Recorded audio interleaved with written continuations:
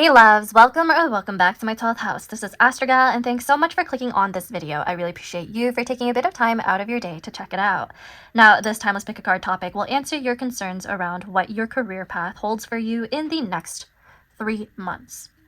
So I will be dividing each pile into different categories, okay? So there will be those who are funemployed, as I'd like to say, funemployed and job seeking, currently employed, or self-employed, so freelancers as well, or anyone who has their own business, pretty much. So this is to keep the readings concise and accurate and applicable to your own situation, whatever it is, okay? Now, please remember this is a general reading and there will be many different scenarios channeled and addressed to each unique viewer. If the reading does not resonate, you may pick another pile. Otherwise, there may not be any messages for you at this time.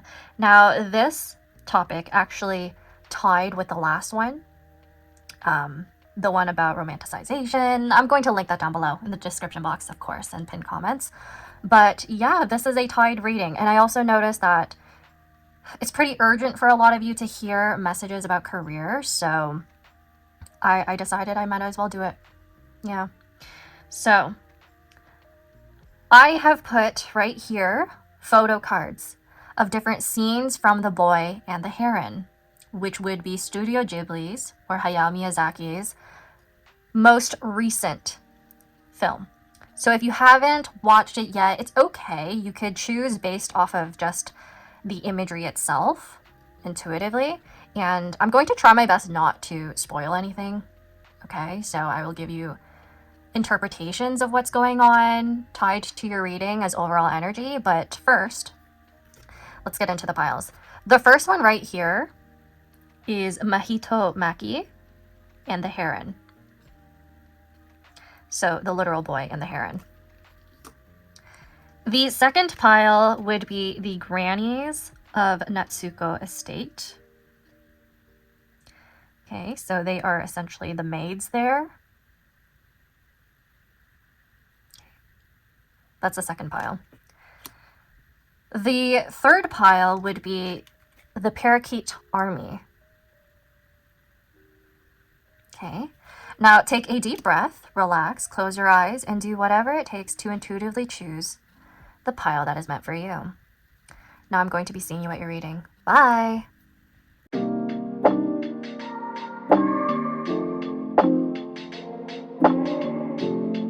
Hey there, pile number one. Mahito Maki and the Heron. Welcome to your reading. So we are taking a look at your career path within the next 3 months from when you are watching this video. Okay, so before we get into these separate sections of your pile, I'm going to read into the overall energy just so you have more of an idea as to whether this pile is meant for you. So right here, I'm actually going to take a look at your major arcana and probably tie that in just to make it concise actually. So let's do that. We have the Hanged Man. So let's get into this.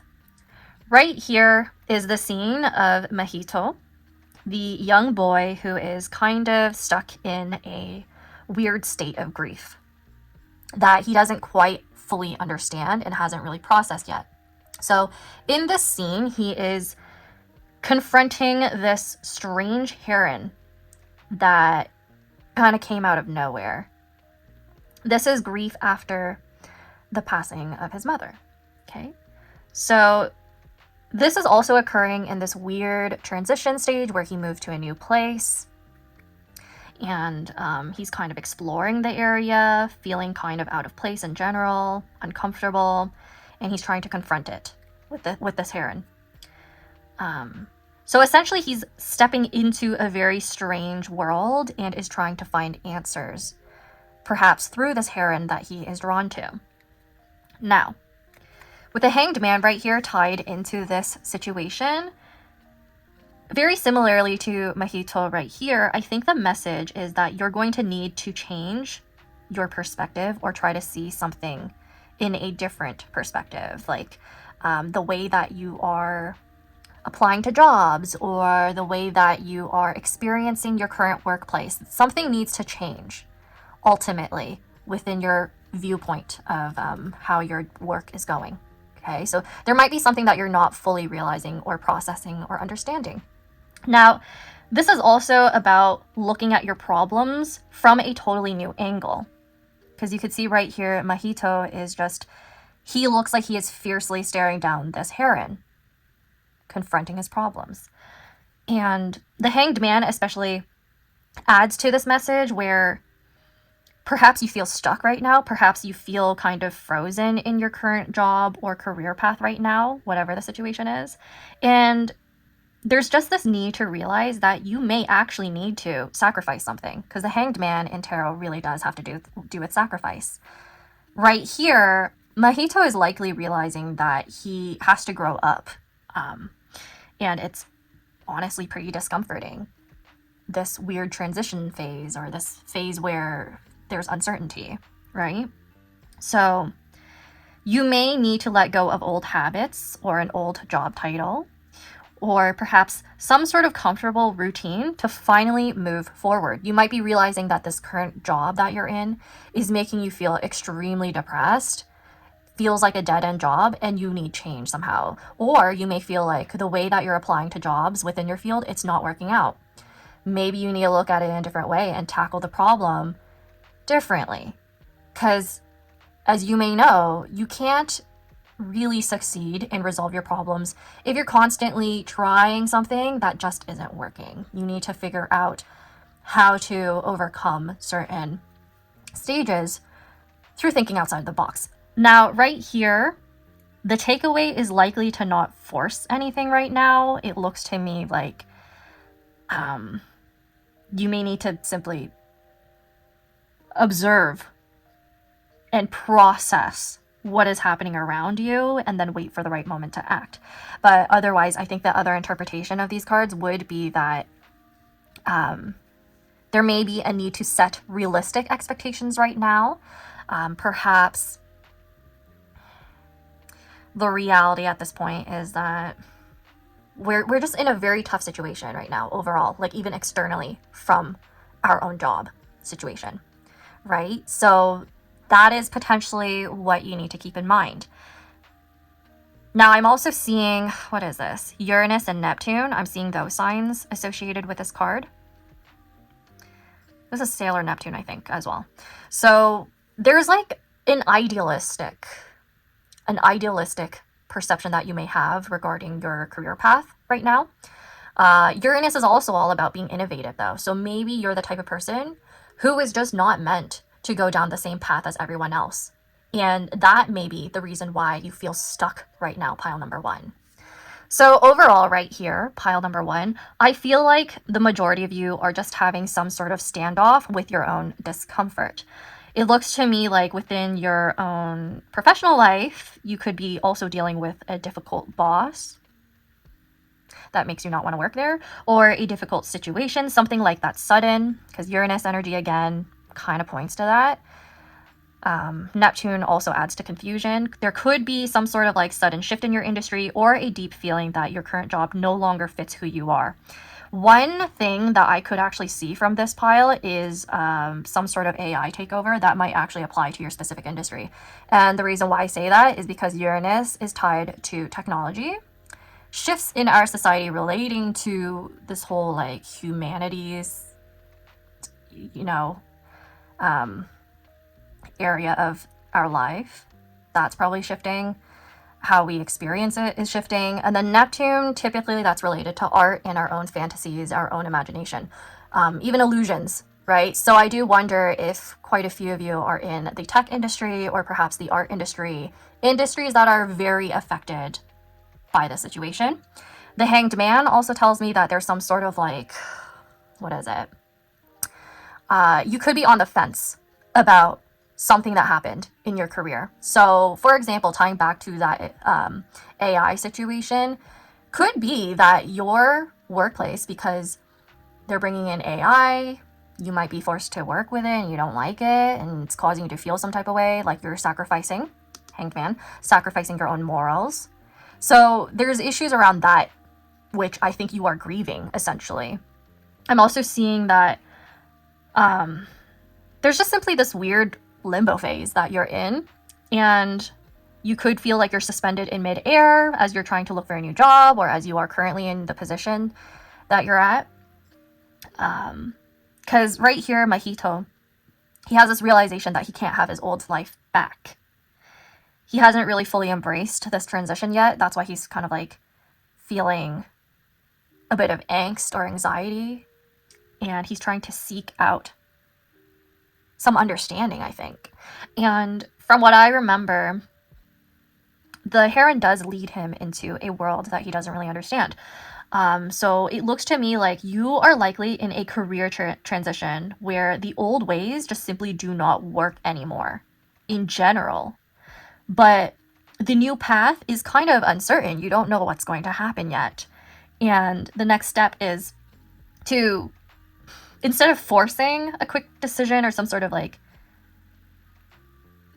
panic, or instead of feeling stuck or staying that way and giving up, you may need to accept some sort of pause as you research more about this transition and phase. Okay? Look closely at what your career discomfort is trying to teach you, because you will probably figure out how you could get away, not get away, but like get around something that's going on in your career. I'm also realizing for those of you who are job hunting, you might be dealing with a lot of shitty experiences with AI, actually. And so there's a need to get around. I keep trying to say get around, but then I'm saying get away. So I'm kind of wondering what that's about. If some of you are in roles that train AI, maybe you're trying to like trick it or something like that. Oh my gosh, I think some of you are. Obviously, you don't need to like confirm or deny in the comments. I'm not trying to like get you in trouble. So be careful. The reason why I actually picked up on that, somebody here is trying to take on a trickster role. It's because of the Heron. The Heron is a trickster. Uses this Neptunian energy to manipulate, and I don't know, in your case you could be doing good with that. So just putting that out there. Yeah, I'm hearing the words go against the grain. Like, you can use your intelligence to go against what you despise and what you're grieving over. So yeah, I think some of you are dealing with that situation right now, and you're trying to figure it out within this weird stage of life. Now, if that resonated with you, we are going to get into more detail, and you can take a look at your timestamp down below for the situation that applies best to you. Okay? So, starting off with those of you who are employed, those of you who are actually employed under an organization, institution, or corporation, all of that stuff. Okay? For pile number 1, please tell us, what is the next 3 months going to look like for those who are employed in this pile? Okay. 7 of Pentacles. You are literally anticipating something. You're waiting for something. This usually has to do with finances. So you're trying to see when you'll get your rewards. That would be your income. You're like waiting on that. You're also kind of like debating whether or not this job is worth your energy or effort. So usually the 7 of Pentacles, that refers to somebody who is reevaluating their investment and if they are actually getting what they deserve, or whether they value this job. So that is immediately the energy right here. Okay, for pile number 1, please tell us, for those who are employed, what does the next 3 months look for them? So this is the first month, just letting you know that, just to be clear. That's your first month where you're kind of just waiting to see it through, this job. I'm not really sure if you're enjoying this job, because you seem like you're trying to just like see if you like it. I wonder if some of you just started and at first you were kind of like, okay, I don't really know what's going on here. I'm just going to see it through. So there's a lot of waiting here. Let's look at the second month, please. Okay, 2 cards want to come out. 8 of Pentacles. Well, there's progression, I'm telling you that much. There's progression. 7 of Wands in reverse. Huh. 8 of Pentacles with 7 of Wands reversed. Well, the second month, you're likely going to be working a lot. There's also something about how you have a lot of repetition when it comes to the tasks that you're doing. You're really, really working a lot, I think, in the second month, probably a lot more than the first month. Seven of Wands in reverse, you do need to watch out when it comes to your own energy. So yeah, I think in the first month of your work, you're just waiting and assessing.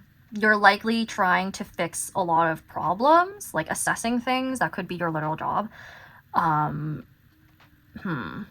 And you are planting your roots. I think that's why for some of you, I was thinking maybe you just started this job and you're trying to figure out what's going on in that company or organization, like what kind of problems they're asking you to deal with. So that is also the situation right here. I'm also seeing, like, right here, your job right now is potentially to shadow other people and complete your own onboarding, which again is why I'm thinking you're kind of transitioning into a job. A few of you have moved for this job, which is probably why this was showing up. So you're not only dealing with this weird limbo or waiting phase in your own workplace, it's kind of like a recurring theme in your own life as well, like in the background. So Seven of Pentacles makes sense there for the first month. For this as well, this is all about patience. So you might feel like you're not doing enough initially, but don't panic.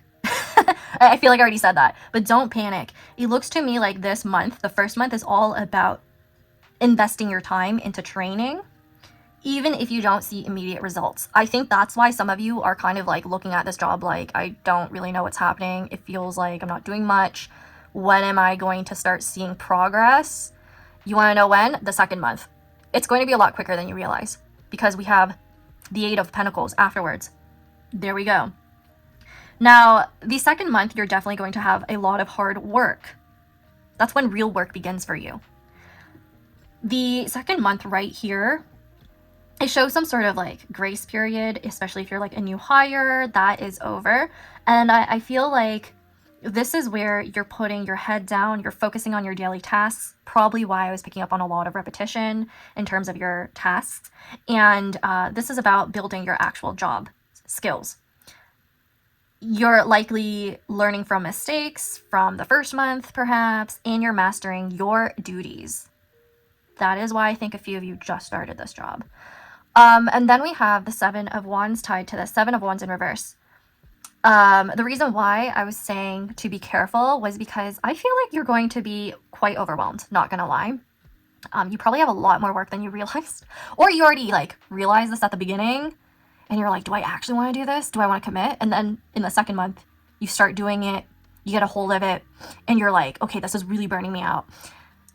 But I feel like you're going to stick it through. The Seven of Wands in reverse right here is about you working very hard to learn, but it's causing you to feel exhausted. I feel like this Seven of Wands in reverse also is about how you might feel like you don't have the energy to defend yourself against anything demanding.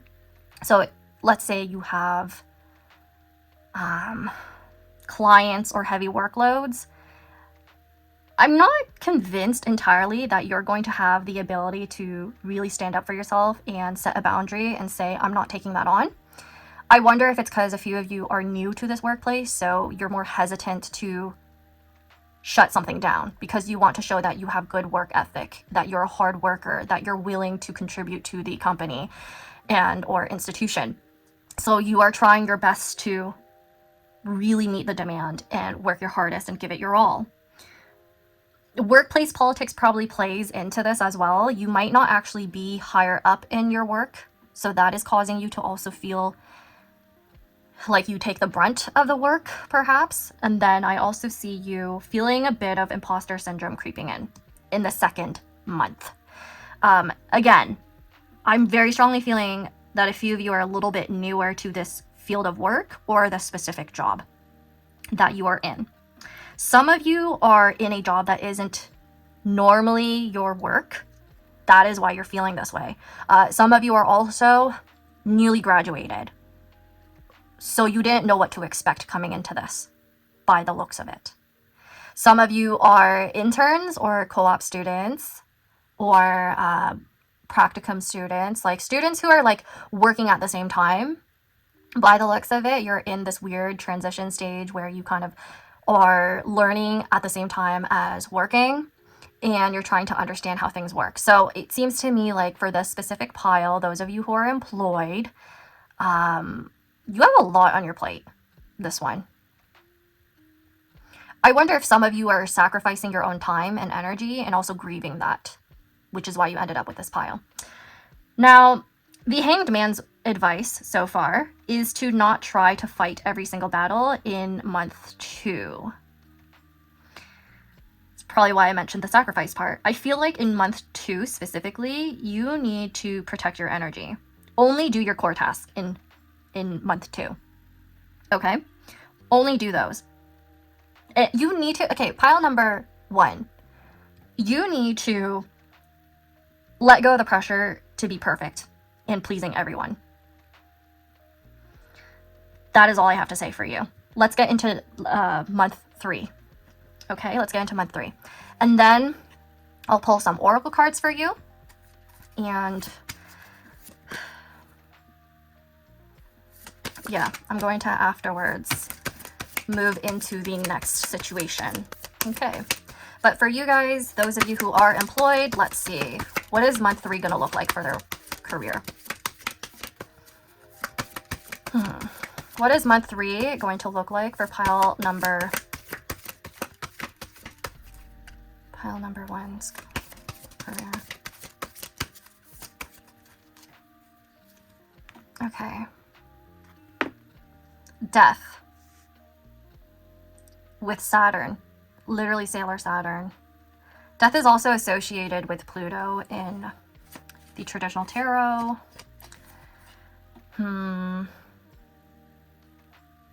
I think that ties back to what I said at the beginning when I was reading The Hanged Man and The Boy and the Heron. It looks to me like you are going through a huge transition within your own feelings surrounding your job and your workplace. Death is about typically an ending, but the ending is not, it doesn't come with nothing. It comes with a new beginning that actually requires you to mature and grow.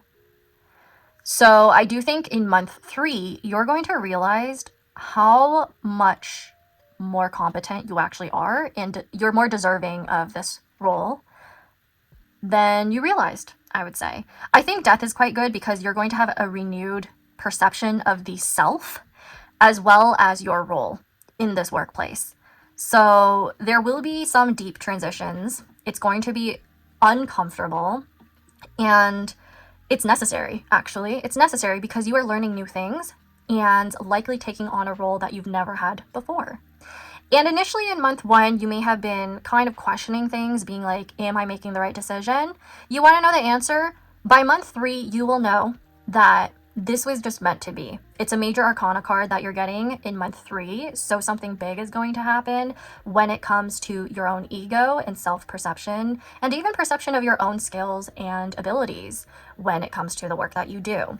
Now, tying back to my message about some of you potentially being a new person or this role being just very different than your usual role, and so you just feel new overall, I see you completely shedding that old skin of yours. So you're not really going to be like, oh, I'm the new kid at work and it made me feel uncomfortable. It seems to me like you're going to be a lot more integrated, respected, or looked up to. Your contributions are going to matter a lot more. I mean, you got the major arcana in month 3, of course. So right here, you will need to let go of the past. It looks like old job habits are finally going to be removed. Your old routine is finally going to be removed. You are more integrated into your new routine. It looks to me like your expectations of how this job should have been, it's going to be wiped away within month 3. So it looks to me like month 2 is going to be overwhelming, and then month 1 is kind of like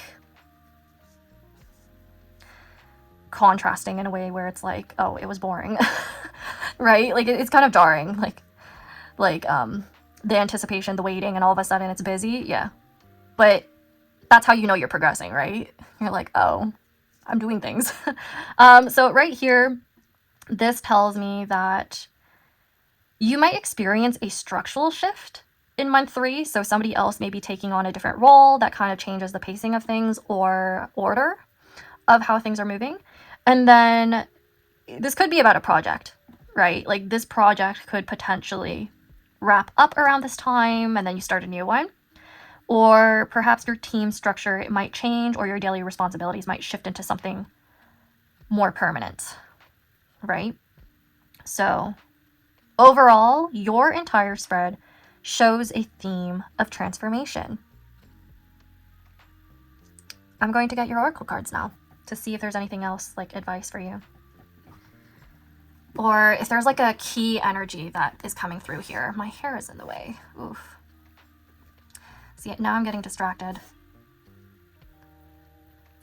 I'm kind of feeling this energy of someone here who is very much a perfectionist and is the type of person that always wants to get things right. I'm getting like Virgo Mars. Virgo Mars, Virgo in the 2nd house. There's actually a specific person that I know in real life who I'm like picking up on their energy right now. So I'm like, huh, I wonder if he's watching this.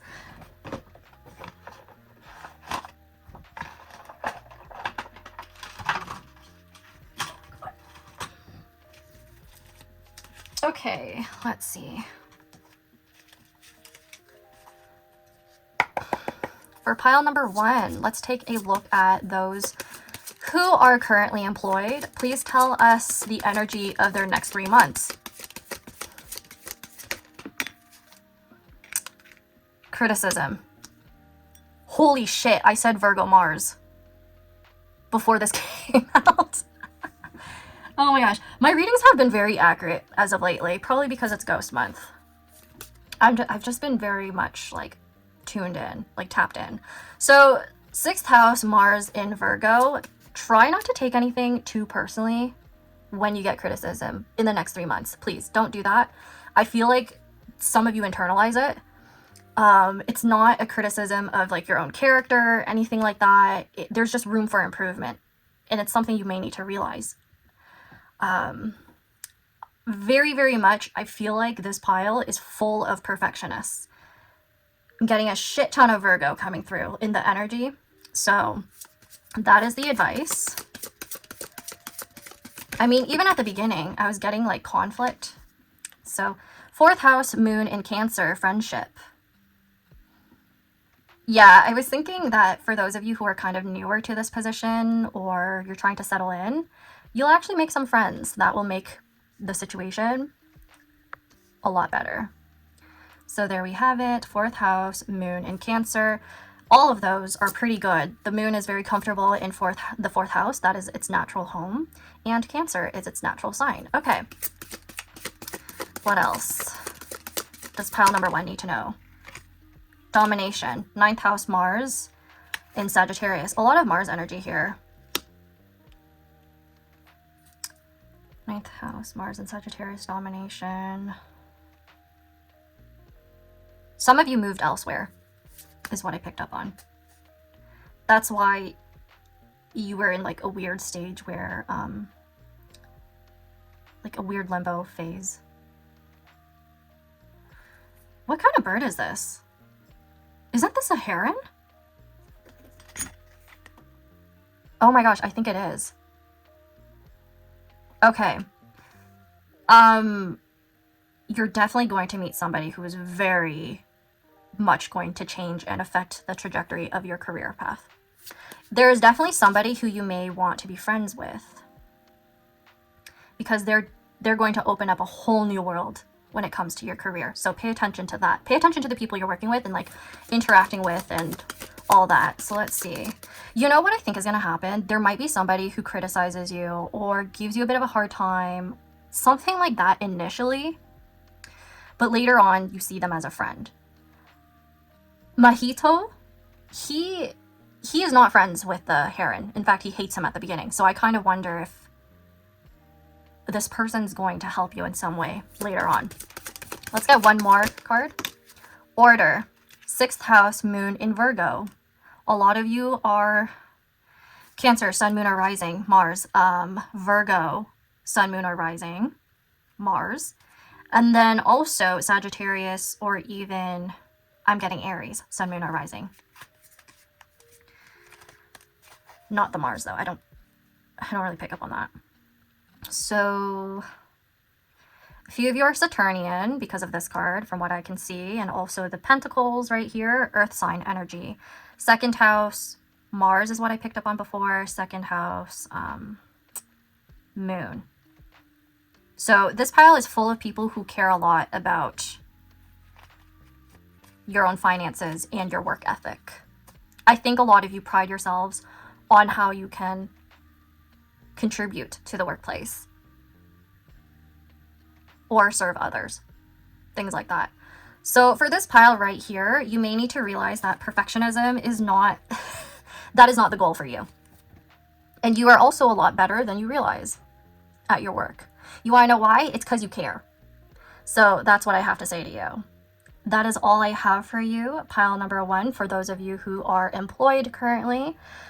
I hope this reading gave you a bit of clarity. Hope it resonated. Please like, comment, subscribe if it did, so that I can actually know that y'all are getting these messages. And yeah, feel free to check out my links down below in the description box or pinned comments for my paid readings, or join the memberships down below, the Galaxies members, if you want to see other type of readings as well. So yeah, hope I got to see you next time, and take care. Bye. Hello to those of you who are currently self-employed, those of you who are also freelancing. Let's take a look at what the next 3 months has in store for you for your career. So for the first month, please, for those who are self-employed, let's take a look at the first month, please. We have the 8 of Pentacles. Looks like you're getting money. Looks like you're working really hard. For the second month, let's take a look at that. We have the 3 of Pentacles. I actually really like that. That means you're going to have clients or customers. That has to do with e-commerce at times, or not just e-commerce, like retail, like there's transactions, there's cooperation. This one's really nice to see. You will have like a merchant, things like that. 8 of Pentacles, first month, lots of work. Okay, let's get out the third month now, please, for pile number 1's self-employed individuals.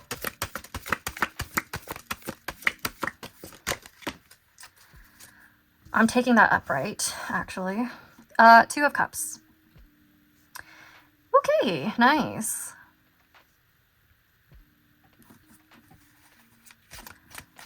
You know what? This is good. This pile is good. Okay, so just looking at the first month right here, this is about the grind. The 8 of Pentacles means that you have a lot of work to do. It's possibly very repetitive work. A lot of admin stuff as well, especially in the second month. But this one is you completely grinding. You may actually be doing that in isolation on your own. In the first month, there's a lot of just putting your head down and doing the heavy lifting on your own.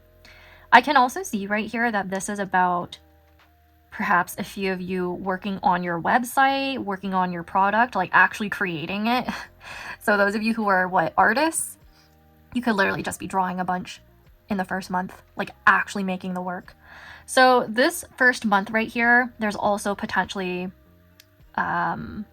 paperwork. I think that bleeds into the second month too, actually, if you're literally setting up this new job of yours that you're giving yourself. So there could be legal paperwork. This also tells me that you're perfecting your craft.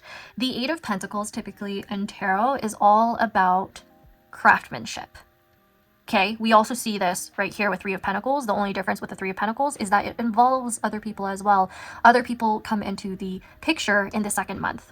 The second month is all about people realizing or recognizing your skill and wanting to invest in it. Potentially even wanting to collaborate with you. So by the looks of it, I feel like in the first month right here, your energy is spent making sure that what you're offering to the world is as strong and reliable as, you know, it just looks to me like you really want it to be perfect. I keep using the word perfect for this pile, even in the first part. So I do want to say that it takes time, of course, but right here, the 8 of Pentacles, it shows me that you may need to sacrifice some other things in your life in the first month. You perhaps know this, okay? It's almost as if you're working like 24/7 in the first month, just to make things perfect. But just know that you're allowed to take breaks, just saying, for first month. For the second month right here, the 3 of Pentacles is quite interesting because right here,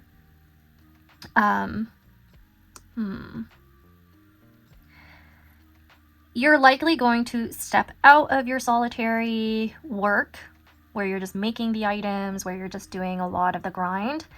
Right here, the 3 of Pentacles, I see a lot more community and teamwork. Right here, you might actually be doing things like marketplaces or booths. So the second month, you might actually have those. Might even have communication about it. So this also tells me that you're very much likely collaborating with somebody as a freelancer, or you're finding business partners right here. You're also going to be just networking with people within your industry. So I see a lot of that. Then, oh wait. Yeah. So it looks to me like there are people who you're going to be working with. I actually want to add that I need to tie back to this, the Hanged Man and the Heron. You may actually end up working with people who are a little just tricky to deal with. I mean, the Hanged Man also gives this like idea that you may need to sacrifice certain ideals. Like, for example, your client, the person you're working with, the company you're working with might not agree with you when it comes to a particular plan or a blueprint or an outline of something. And you're going to have to put your own ideals aside or become really good at communicating them. Okay? That's the 3 of Pentacles. That's what you gotta do in the second month to make things work. Then we have, let's see. Then we have the 2 of Cups right here. So in the third month, I think that will improve. In the third month, you'll likely find more people who are in emotional alignment with you in your work. It looks to me like some sort of shared goal, some mutual respect. They feel really attracted to you in a business way, okay? Don't worry. This is all about harmony. This is all about a perfect balance. So the third month is pretty good. It's when you strike gold with your relationships. It's when you are forming some sort of dream business partnership or signing a contract finally, where you're in agreement with this other person that you're working with. There are some of you who are going to find a partnership or like an actual venue that wants to work with you, things like that I'm seeing. Or you're going to find an agency that you actually like. It's mutually beneficial, whatever this is. So in the third month, it looks to me like the struggle of month 1, the hardship, the constant grinding of month 1, and potential finicky clients of month 2. It's going to feel more fulfilling within month 3. You'll be like, it was worth it. There's more like harmonious exchange in energy and value in month 3. I just realized for some of you who are self-employed, some of you I think are actually interviewing in month 2, because I just remembered the 3 of Pentacles does actually have to do with interviews and business contracts and agreements. So that's why you're probably going to end up with a more positive situation after the second month. That makes more sense now. Okay. Yeah, so it could be that a client wants to interview you, see your work, and you have your portfolio right here that you're like bringing out. The month 1 right here is interesting because it means you're like literally working on it. You're literally working more than usual, probably because you want to get things in order to potentially get more clients or customers and then release something in partnership with the 2 of Cups right here. Let's get out your oracle cards now, and then I'm going to move into those who are unemployed, funemployed, and job seeking. So let's get out your last messages, pile number 1's self-employed. What does pile number 1 self-employed group need to know? Romance? Oh my gosh. Maybe I was wrong. Maybe there is some sort of workplace romance happening. But I think another interpretation right here with second house, Venus, and Taurus is you're going to have an improvement in your self-worth and value, and you'll feel like everything is aligning with you emotionally. You're going to love the people who you're going to work with. Let me tell you that. Yeah, you're going to be like, oh my gosh, where were you this whole time? I love working with you, or I love you as a client or a customer. Like, you both really like each other. So I'm loving that for you. It could be that some of you are quite literally Taurus Venuses. You have Taurus in the second house. I just see some sort of increase in your finances. So for pile number 1, okay, what was that? Choice. 7th house, Mars and Libra. Ooh, this is a very Venusian pile right here. Quite a few of you are in the arts then. Okay. Like, you are an arts freelancer. Choice. I guess you have a lot of people who want to work with you, especially starting in the 2nd month, and then the 3rd month you have a choice to choose, like a choice when it comes to who you want to actually work with. So it looks to me like you'll have more requests than usual. We have charity that already came out in this first part of this reading, so I think that's going to be a common theme for all of you who chose the boy and the heron. Okay, 4th house, Saturn and Cancer. Some of you are going to start working for a charity event, like a nonprofit. And then we have vision, 12th house, Sun in Pisces. It's either you're going to work with a nonprofit or like a healthcare institution. See, I'm starting to like stutter and everything, or my words are kind of getting stuck. So 3 of Pentacles, the 2nd month, I think you need to pay attention to communication quite a bit. You know what I'm also seeing? The vision right here with the 12th house, Sun in Pisces. It looks to me like there is going to be really important conversations around your literal vision for the client that you're working with, or the agency that you're working with. There might be like people that you end up collaborating with who just really want to see what you're all about. And yeah, this is pretty good. I think the self-employed one's got a pretty good reading right here. So yeah, don't see any problems right here in the next 3 months other than you grinding a lot. And who knows, maybe the 2 of Cups and Romance card are literal, and you're going to find the love of your life and work with them. Oh, wouldn't that be nice? So yeah, that's all I have for you, pile number 1's self-employed people.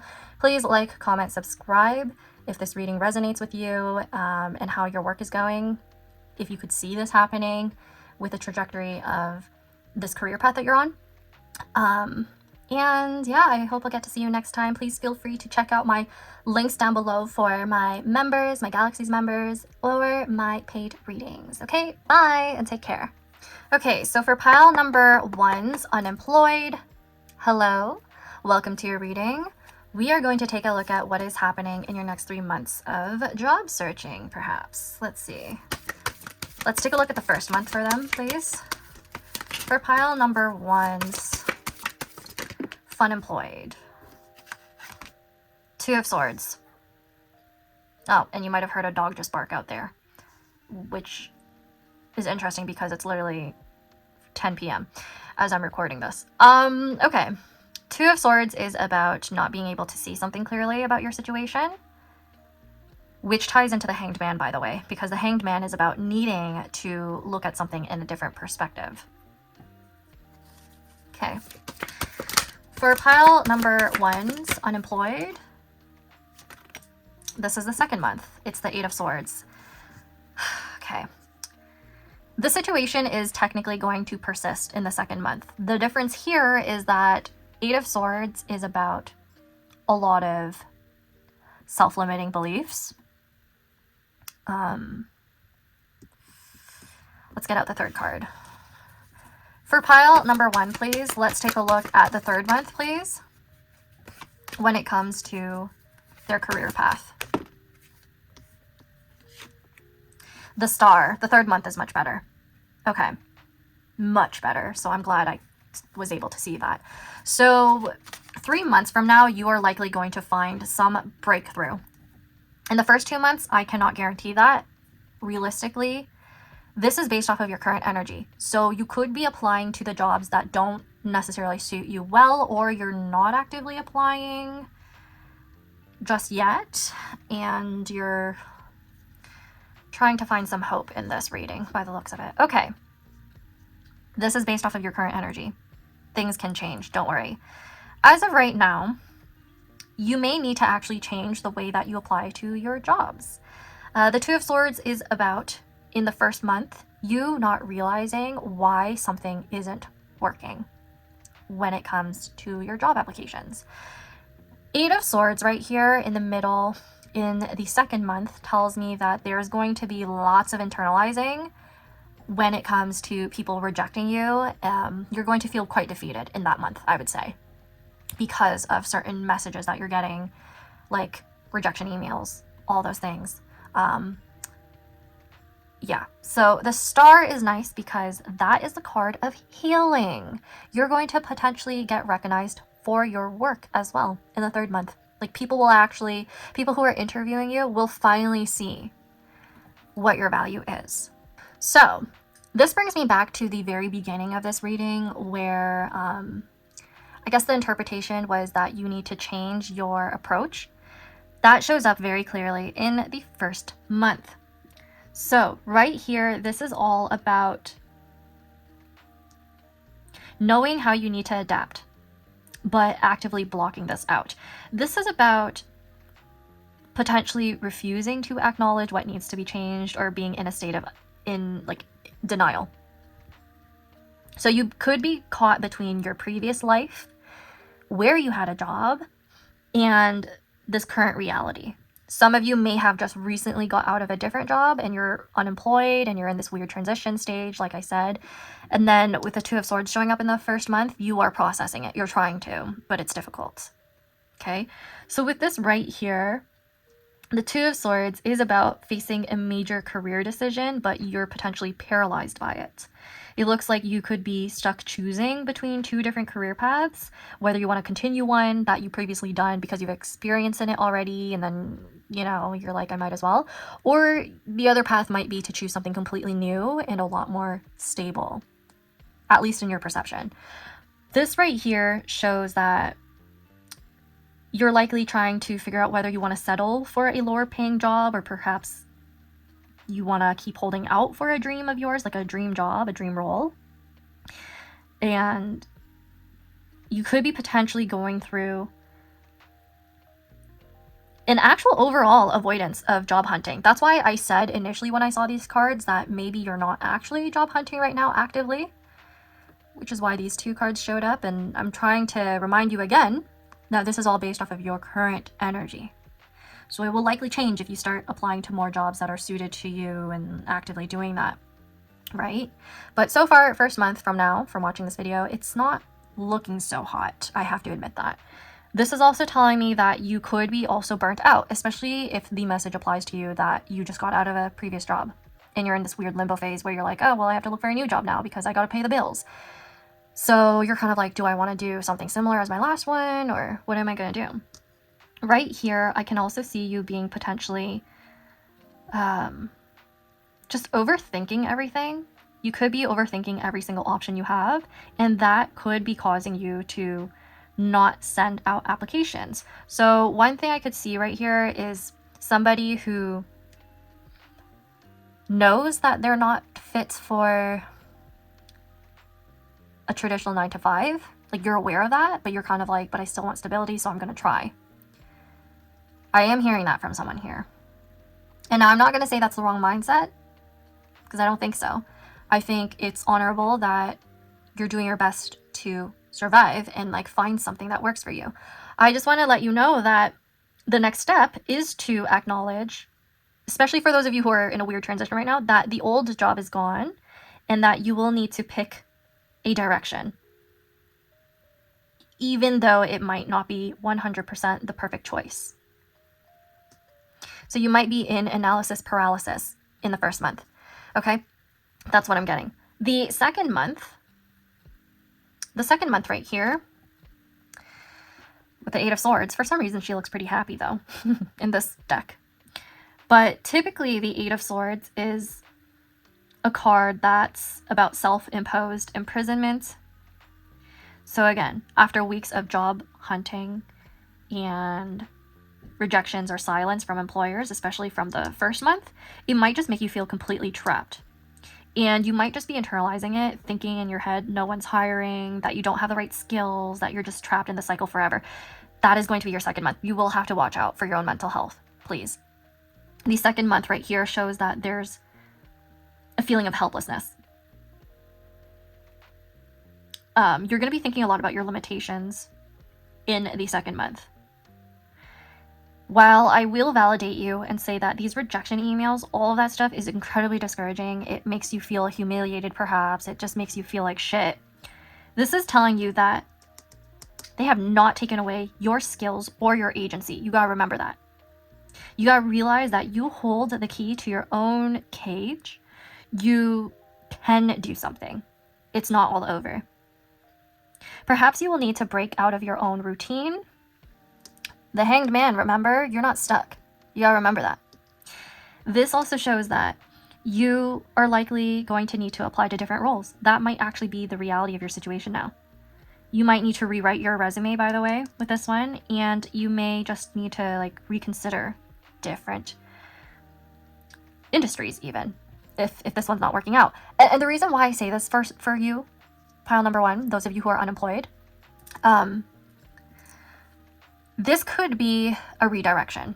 It could actually lead you into something way better than you could have ever imagined. Okay? That's likely going to be the case because you know why? We have the star in the third month. So it's not all over. I actually see you getting out of your rut. I actually see you realizing all of this and being like, you know what, I'm going to apply to some shit that I've been interested in but didn't really think was going to go anywhere. And then all of a sudden, it turns into something really healing for you in the third month. So I hope that's giving you a bit of reassurance right there that things are going to change. So for the third month right here, there is hope. It's one of the best cards ever to see in a reading about career because you know what? It's your only major arcana card. You got it in the third month. So things are going to turn around for you because you decided to get out of this self-imprisonment. The star right here is about some sort of breath of fresh air after a very intense 2 months prior. Yeah, you're getting out of your darkness. You're getting out of the fog. You're getting out of your anxiety. You're getting out of all of that stuff. Your grief, perhaps. This is all about some sort of genuine breakthrough in your job search, and you're either going to land an offer that restores your confidence, or you're going to experience some total shift in your mindset. And it brings you back to your own passion. And this is the pile where I really have to say divine timing is likely at play because you have a major arcana here. So the right opportunity will actually present itself just as you are ready to receive it and you believe that you're ready to receive it. I actually feel like this pile might accidentally manifest negativity with your mindset. And it ties back to the beginning where I said you're likely going to need to change your perspective on something. In this case, this has to do with your limitations, what you're capable of doing, what you're not capable of doing. You are very, very, very much capable of achieving your dreams. I am telling you that, straight up. You have to believe in it for it to happen, though. This right here is also about you trusting in the process, in the universe. So, the pain of these 2 months are going to clear away in the third month from when you are watching this video. So there will be a new position that aligns with who you are. Look at all of these hearts. Look at all of this this good energy right here depicted with Chibiusa. So I think you're going to find a newfound passion. Yes, like a role that works with you. Now let's move into your oracle cards now before we close this off. For those who are unemployed in pile number 1, please tell us what they need to know regarding the situation. for the next 3 months. Manipulation. 8th house Jupiter. Scorpio. It is your mindset. I think this pile doesn't realize that their words and their mindset are completely they're completely intertwined. You're very powerful when it comes to manipulating energy and manifesting. I don't think this pile realizes they have that power by the looks of it. So that's crazy because the 8th house is other people's money. Jupiter is about expansion, especially having to do with finances. Oh, you can actually create opportunities for yourself, whether you realize it or not. Manipulation here could also refer to a specific type of career path that requires manipulation. If it has to do with the masses, it could be like PR, even HR in some cases, I guess. But, you know, we have appreciation.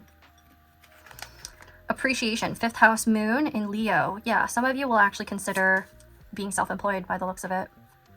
I think so. I think some of you might actually end up creating your own wealth or finding the ability to do so.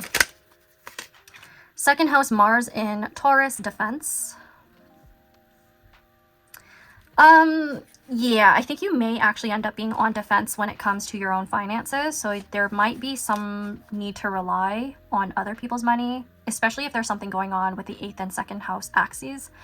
It looks to me like there's a lot of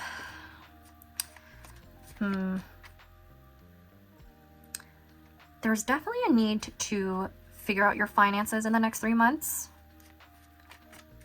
So I think that's actually going to push you a lot further in your job hunt. So that's interesting. Let's get out another card for some more information, please. Control. 10th house Jupiter in Capricorn. You know, the good thing is the Jupiter that's coming twice right here, that's coming out twice, you are very much likely going to end up expanding your horizons when it comes to your job hunt. I don't think you're going to only apply to the initial field of work that you were in previously or the field of work that you were like graduated from. You're likely going to have to expand and change fields. The good thing about this is 10th house Jupiter in Capricorn, you actually have a lot more control over your situation than you realize. And again, has to do with your mindset for this pile specifically. You know what else? You may feel like you're at a disadvantage. I see that with defense right here. This could be related to your own financial situation, but ultimately, this pile is likely to receive some appreciation. There's no doubt. You might end up trying to take on a role that puts yourself out there a lot more, like visibly, and that's when you start seeing something pick up. So I believe in you, pile number 1. For you guys, only you guys, I'm actually going to get out some advice cards.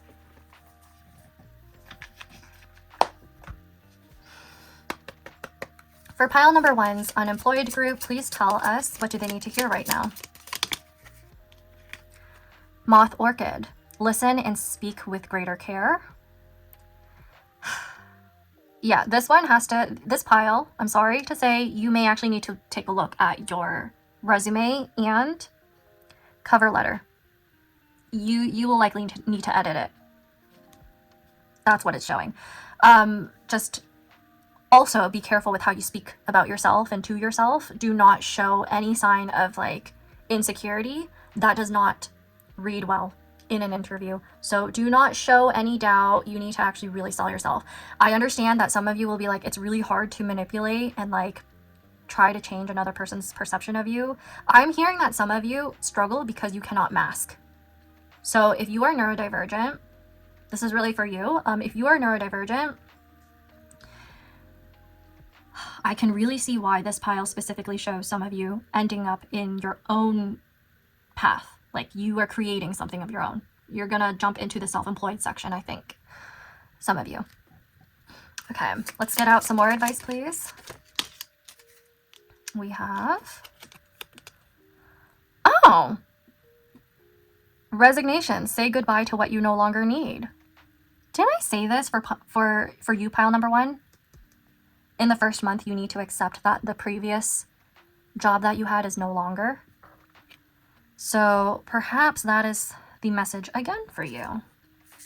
Let's take a look at the bottom of the deck now as overall advice for pile number 1's unemployed group. Oh, okay. Lenten Rose, protection. Conserve what you have, save a little. Yes, this is to do with your finances for sure. I was picking up on that when I was looking at these cards.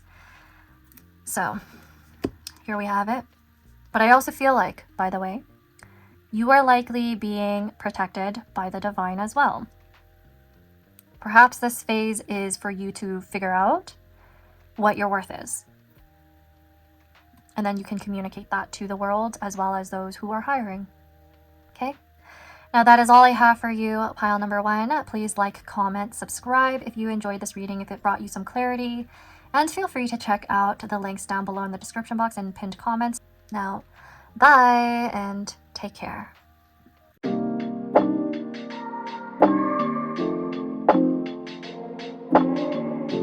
Hey there, my lovely pile number 2s, the Grannies of Natsuko estate. Welcome to your reading. So we are taking a look at what your career holds for you within the next 3 months. We are going to first interpret your significator card right here, as well as this major arcana. In fact, I am going to flip it over for you so that we could read it together. You got the Hermit, which is the number 9 and associated with Life Path 9, is also associated with the sign of Virgo. So, you know, immediately I get the vibe that this pile, with the Hermit energy as well as these grannies, you could literally work with elderly women to be more specific, but otherwise it's more like there's an air of wisdom surrounding this pile. Whether it be you who's a bit older, you would know if this applies to you, by the way, whether it be you who's older, more established in your career, or wants to become more established, this is probably the energy that's coming through right away overall. These grannies are actually maids in the movie. Now, in this scene right here, they are crowded around a table. They're really in awe with these canned goods.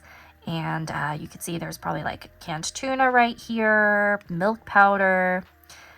You may be wondering why they're pretty much gawking over these items that seem so mundane. But you got to keep in mind that this movie took place during the World War. And so resources were scarce. So I wonder if there's something to do with this pile that is kind of, how do I say this, really attuned to the current economic state of the world, attuned to the recession. You are likely finding jobs are scarce, resources are scarce, and you are likely finding ways to preserve your energy and persevere, which is why we have the Hermit. You could also be the actual person who works in a role that tries to help others persevere. I'm getting a lot of Virgoan service type roles, humanitarian type roles coming through. So you could be protecting others from issues surrounding finances, their own resources. That could literally be your role. So in some cases, a few of you definitely work in the financial industry. I'm picking up on that. I'm picking up on people who work in the food banks, like social working roles. You could quite literally work with the elderly. Now, alternatively, these together could refer to somebody who is established in their career or is trying to seek that advancement. I think as confirmation as well, some of you are literally older. You would know if that message applies to you. So I'm not going to elaborate on that, but if you are deemed to be of an older generation, this may actually be your pile. Now, I think tying into that, you could have experienced recessions before already, times of scarcity and times of very, oh, the sun's coming out. Maybe that's a sign. We have some clarity right there. So you could be somebody who's extremely resourceful. That's also another thing that's coming through because we have Sailor Mercury. Now, the sign of Mercury, not the sign of Mercury. Oh my gosh, I'm all of a sudden like blanking out on my thoughts. Interesting. The planets. Yeah, the planet of Mercury governs over not only Virgo, but Gemini, What's really funny about this scene is that these grannies were known to be very chaotic and they gossiped a lot. So I wonder if there's an air of gossip surrounding your work, the workplace that you're in. People don't really know what you're up to, I think, with the hermit right here. You might be working behind the scenes a lot, doing your own thing. It could be that the job itself, okay, I think that's confirmation. I think the job itself that you're working in might require periods of isolation, whether it be you or the people you are working with. So for example, those of you who do work with the elderly, they are technically in isolation a lot of the time, especially if in health they are dealing with things that could be contagious or like need to be carefully dealt with.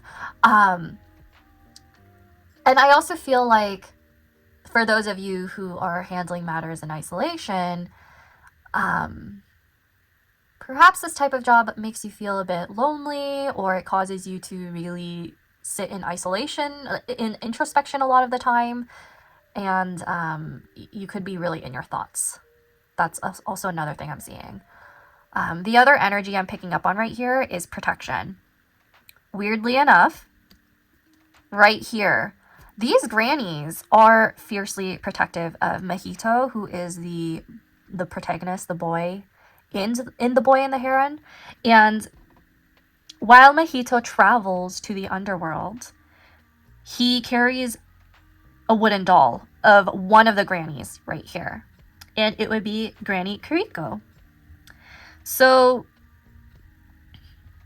the granny ends up transforming. I'm not going to really tell you like all the details because I don't want to spoil it too much if you haven't seen it. But the granny transforms and teaches how to catch fish and navigate waters within the magical realm, this other realm. So there's also some theme of you being mentored perhaps, or mentoring others. That makes sense with the hermit right here. In traditional tarot, the hermit holds a lantern or a lamp and shines light on things that are normally unseen. So I could see you being an activist as well. I could see you being somebody who literally speaks out about things that are really much damning to this earth and its resources. Yeah, so maybe a few of you really do work with the earth in some way or form, with the environments, or your type of job, there's something going on with the environment, you're aware of it, might make you feel some type of way. Now, a few of you might quite literally work with fish. All of a sudden I'm hearing that, like the food industry. Oh, that would make sense. Okay. The food industry, food processing, manufacturing, all of that stuff. And so that would also be confirmation right here. But overall, there's huge themes of mentorship, whether it's coming from you or somebody else within your workplace, somebody who wants to train you, somebody who wants to help you level up in your career. That is really huge for this pile. Now, we also wanted to just narrow in on the mercurial energy right here. I feel like, oh my gosh, I just realized something. Mercury is tied to two different worlds, being the messenger and being capable of traveling back and forth. Oh my gosh. Okay. So, I am actually getting some messages about crossing boundaries, even some like short distance, long distance traveling. I'm taking that as confirmation again, if you heard that. And when I tie it back to these grannies, there's something related to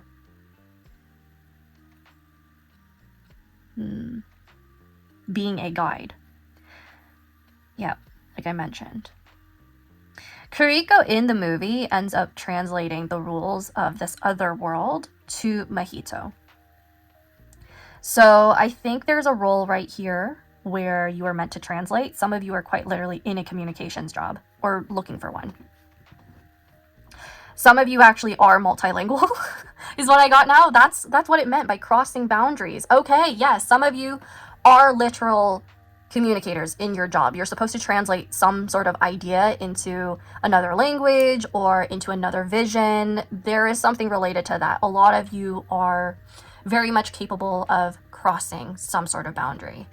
In other words, I think a few of you may need to move in order to find career progression. Now, back to the topic of scarcity. Maybe the message here is that you can't do that at this time, and you're aware of that, and it's asking you to be resourceful. For those of you who are usually more likely to thrive in foreign places, you would know if you have 12th house and 9th house placements, by the way.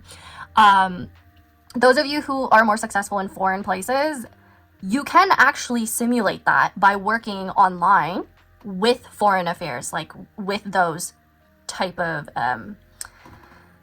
companies that are not based in your home country. And I know that because I am literally a Sun North Node, Sun Rahu in the 12th.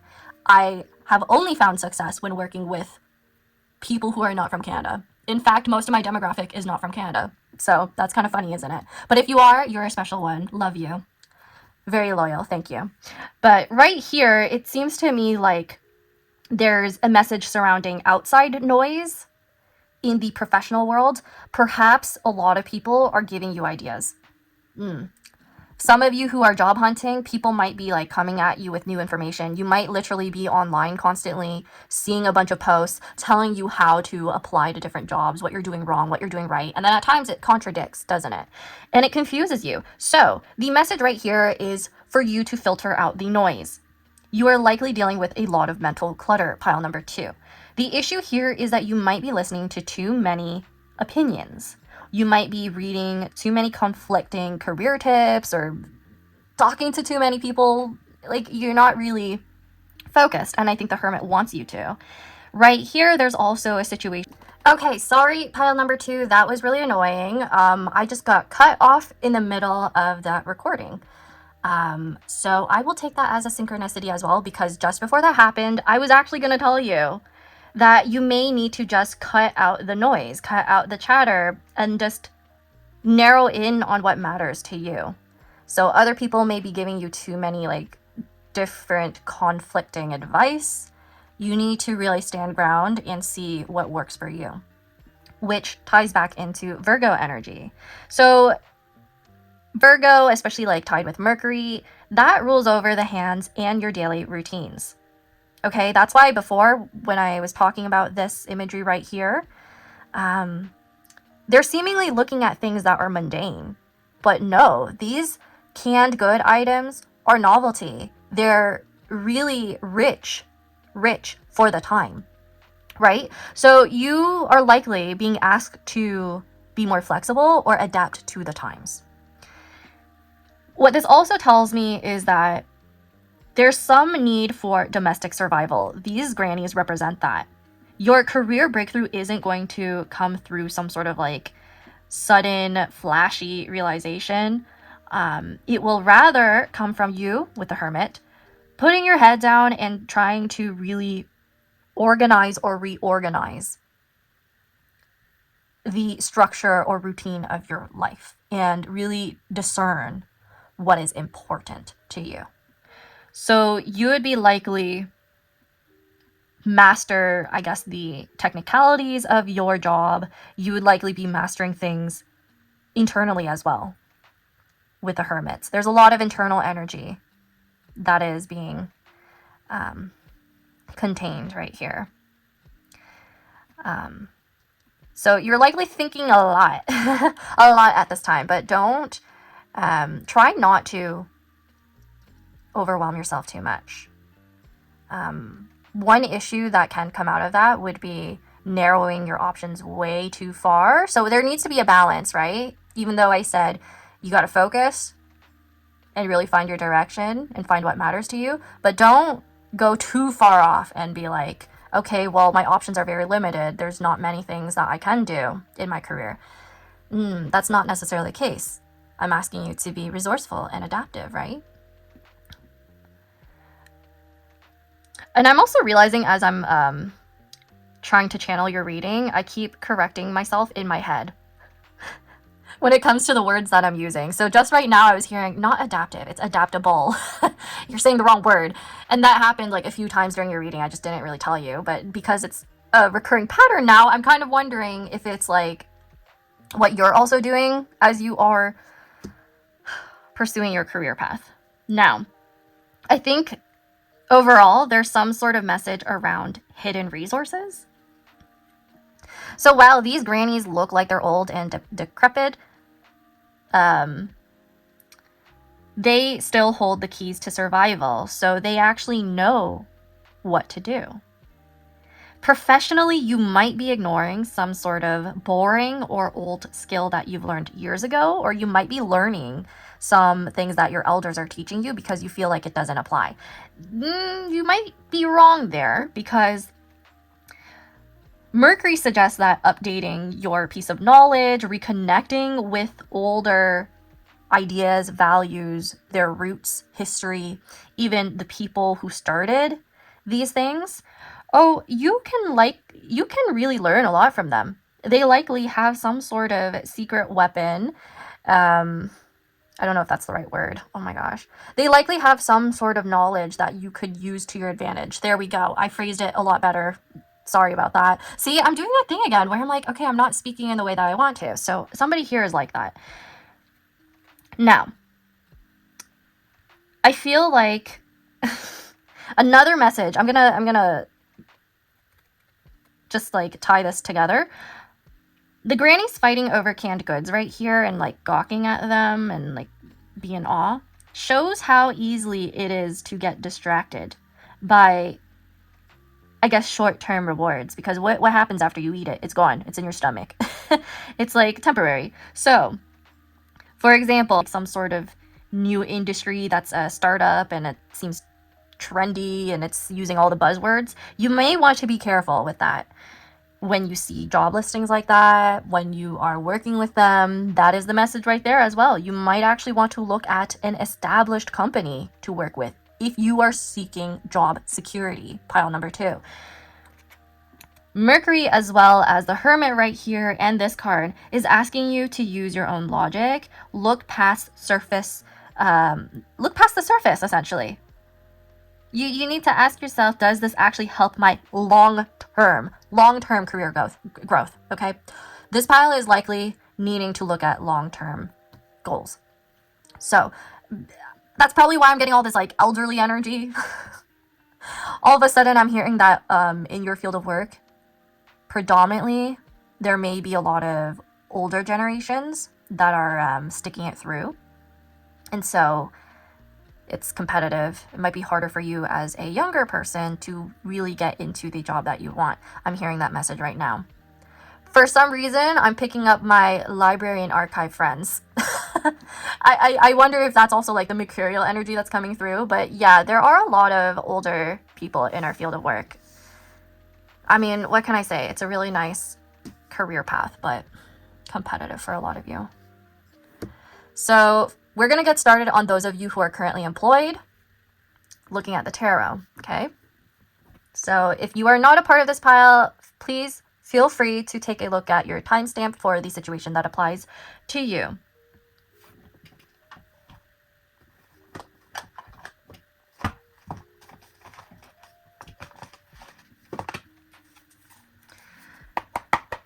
For pile number 2, for those who are currently employed, please tell us what is in store for them in the next 3 months, starting with the first month. Okay. What is this card right here? The King of Swords, Helios, which is likely tied to the sun. Swords is interesting. You definitely do have a lot of mental energy. Within the first month, you're likely taking on a role that's filled with communication and logic. So I feel like you are going to see things a lot more clearly in the first month from when you're watching this video.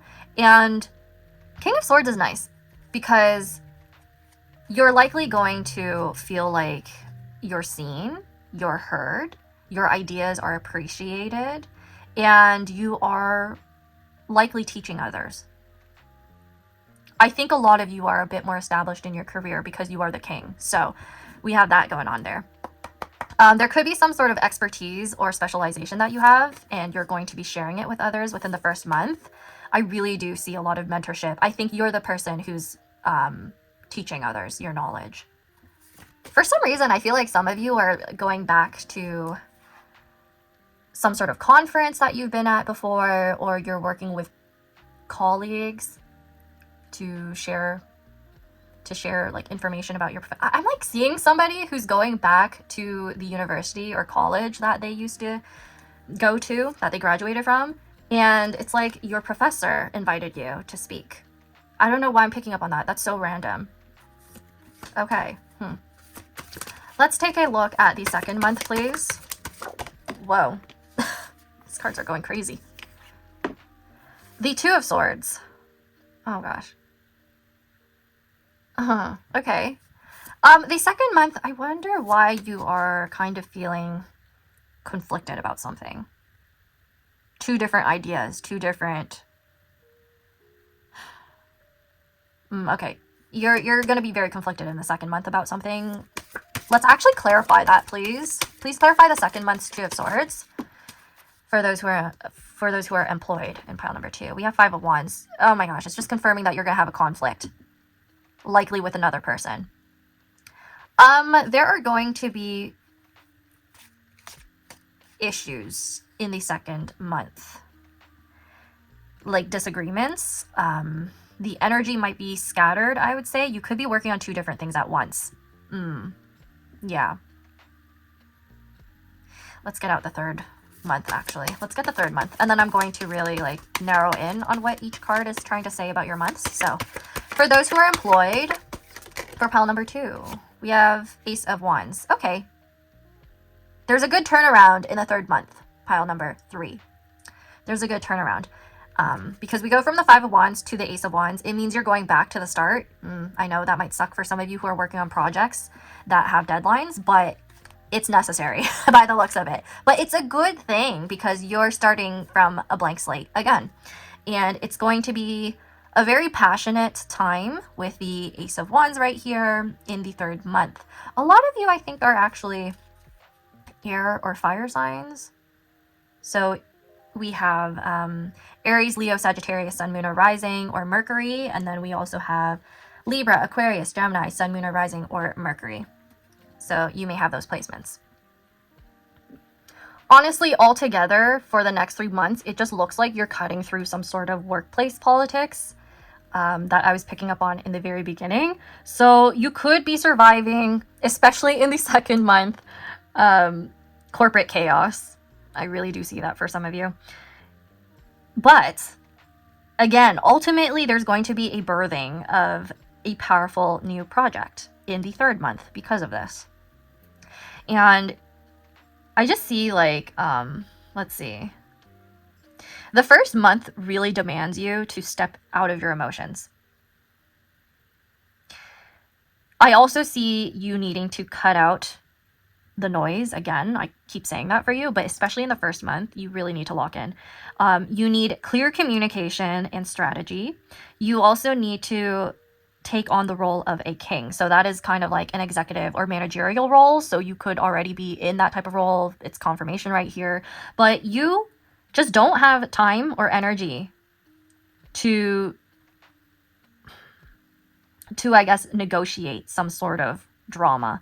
It could be dealing with deadlines. You just need to be very firm and deliver everything clearly. You need to back up your own data, things like that with the King of Swords. You just need to let your professional expertise do all the talking. If there's anyone who is talking back at you, against you, in the first month, you need to really speak up clearly and look at things objectively. So that is the first month. Okay? Like, you cannot let people step all over you in the first month. You need to show them that you know what you're doing. We have the sun coming out right now. I don't know if you see that. I guess that's confirming the first month. Thank you, Helios. The energy of Helios, how wonderful. Month 2, moving on. I think this is showing sudden friction. It looks to me like you'll be experiencing, or like the workplace is going to be experiencing restructuring. That could be in some project that you're working on, or it could be somebody ends up leaving a role, or there's just some sort of restructuring that could look very different for many of you, depending on the type of work environment you have. But it just looks like you will be feeling some sort of analysis paralysis or crossroads in month 2. You're going to feel like you don't really know what to prioritize, I think, in month 2. Again, I was picking up on the fact that a few of you are working on more than one project at the same time. So your energy is quite scattered, especially with the 5 of Wands. There's like conflicting interests in month 2. So you need to be careful of that. You need to really try to discern what kind of project you want to prioritize first, what's important, especially based off of your deadlines and your goals, your company's goals. Now, there might be a lot of, I swear, you're going to have a lot of mental energy in month 2. It's tying back to the beginning cards that we were picking up on. So that energy is potentially going to make you feel a bit frozen, like you don't know what to do, and it's going to really overwhelm you. That's month 2. But, I guess we have to tie back to the Hermit. You might need to isolate at this time. That would be the advice. You may need to take a step away from, I'm hearing Teams and Slack now with the notifications. That's so funny. I guess the notifications are overwhelming you because there's just too many people pulling at your attention, and they need your help. But you cannot spread yourself thin, pile number 2. You cannot give everyone your attention. I think you need to firmly decide that you got to pull back on one project and focus on the other one only. There needs to be some sort of boundary that's established and discussion around how the energy is being spent, essentially. So moving into the Ace of Wands, though, which is a good turning point, by the way. Right here, there is a renewal. You're probably going to step away from the mental exhaustion and some sort of stagnation and overwhelm that you had in month 2. In month 3, that is all about some sort of new creative energy, almost like a lightning bolt. We have Grandpa Hino. Oh my god, this little cute man. Okay, I swear, you have a lot of old people coming through in your spread for some reason. I don't know what's up with that, but the Ace of Wands right here, maybe you will have some sort of guidance from an elderly person or somebody who's more established than you in their career. Or, yeah, I think so. You know what, I'm going to end up reading a bit about this and then I'll get back to you. But with the Ace of Wands right here, it looks to me like, yeah, a new project or a new pitch or something like that. There's something that's going to be new and exciting. So you're going to find your spark again, pile number 3. Pile number 2. It's probably because I'm focusing on the 3rd month right here. Okay. I'm also seeing for your pile that you're likely going to be taking control of your own career again. You're going to feel a lot more ambition and drive within the 3rd month. So much more clarity than whatever was happening here. And you know what? I think there were times during your reading where my thoughts were not coming out clearly and I felt like I was misspeaking a lot. So that might actually be occurring, especially in the 2nd month. I swear, like I really do tap into your guys' energy sometimes and it's not always fun. Especially not for my Virgo Mercury, because that Mercury likes to be concise and I feel like sometimes I am not and it bothers me. It gets to my head sometimes. So I'm going to try to take a step back right now. Like the Hermit, and really, you know what? I want to research this for a bit, and I'll get back to you and let you know what it says. Okay, I just realized Grandpa Hino. Yeah, he's a Shinto priest, isn't he? And he is also protective. There's some elderly protection here. If you don't. By the way, if you don't work with elderly people, anyone who's older than you, I actually wonder if some of you have some sort of like ancestral protection that you cannot see from some other world. Because like I said before, this pile has some associations to like crossing boundaries. If we're going to speak in a spiritual sense, especially tying back to some of your characters that are showing up here, yeah, you might actually have some ancestors protecting you with whatever is happening in your life. But anyways, very intense. I think he's very like protective over his workplace because it's a shrine, right? And so I think tying back to your job, tying back to the 3rd month, it's very much likely that you're going to be feeling some sort of green light, some sort of surge of energy, especially from the universe. You're just going to feel it intuitively. I really think that for this one. This is also about taking on some sort of risk. So an opportunity to maybe spearhead a brand new project. It looks to me like you're going to be trusted with that. And then this is also asking you to really work hard. I actually see some like appreciation right here too, though, from your higher ups. Like, look at him. Look at them. They're so happy and they work together. All of a sudden I'm seeing this imagery of like a really young Gen Z with a much older boomer working together, and y'all are like, yeah, age doesn't matter at the workplace. We're friends. So cute. Let's move into your oracle cards now. This is pretty nice so far, minus the 2nd month. But I like seeing how you're going to find a lot more clarity and spark in the next 3 months. It's going to be quite busy at some point, but I trust you'll be able to move out of that energy. So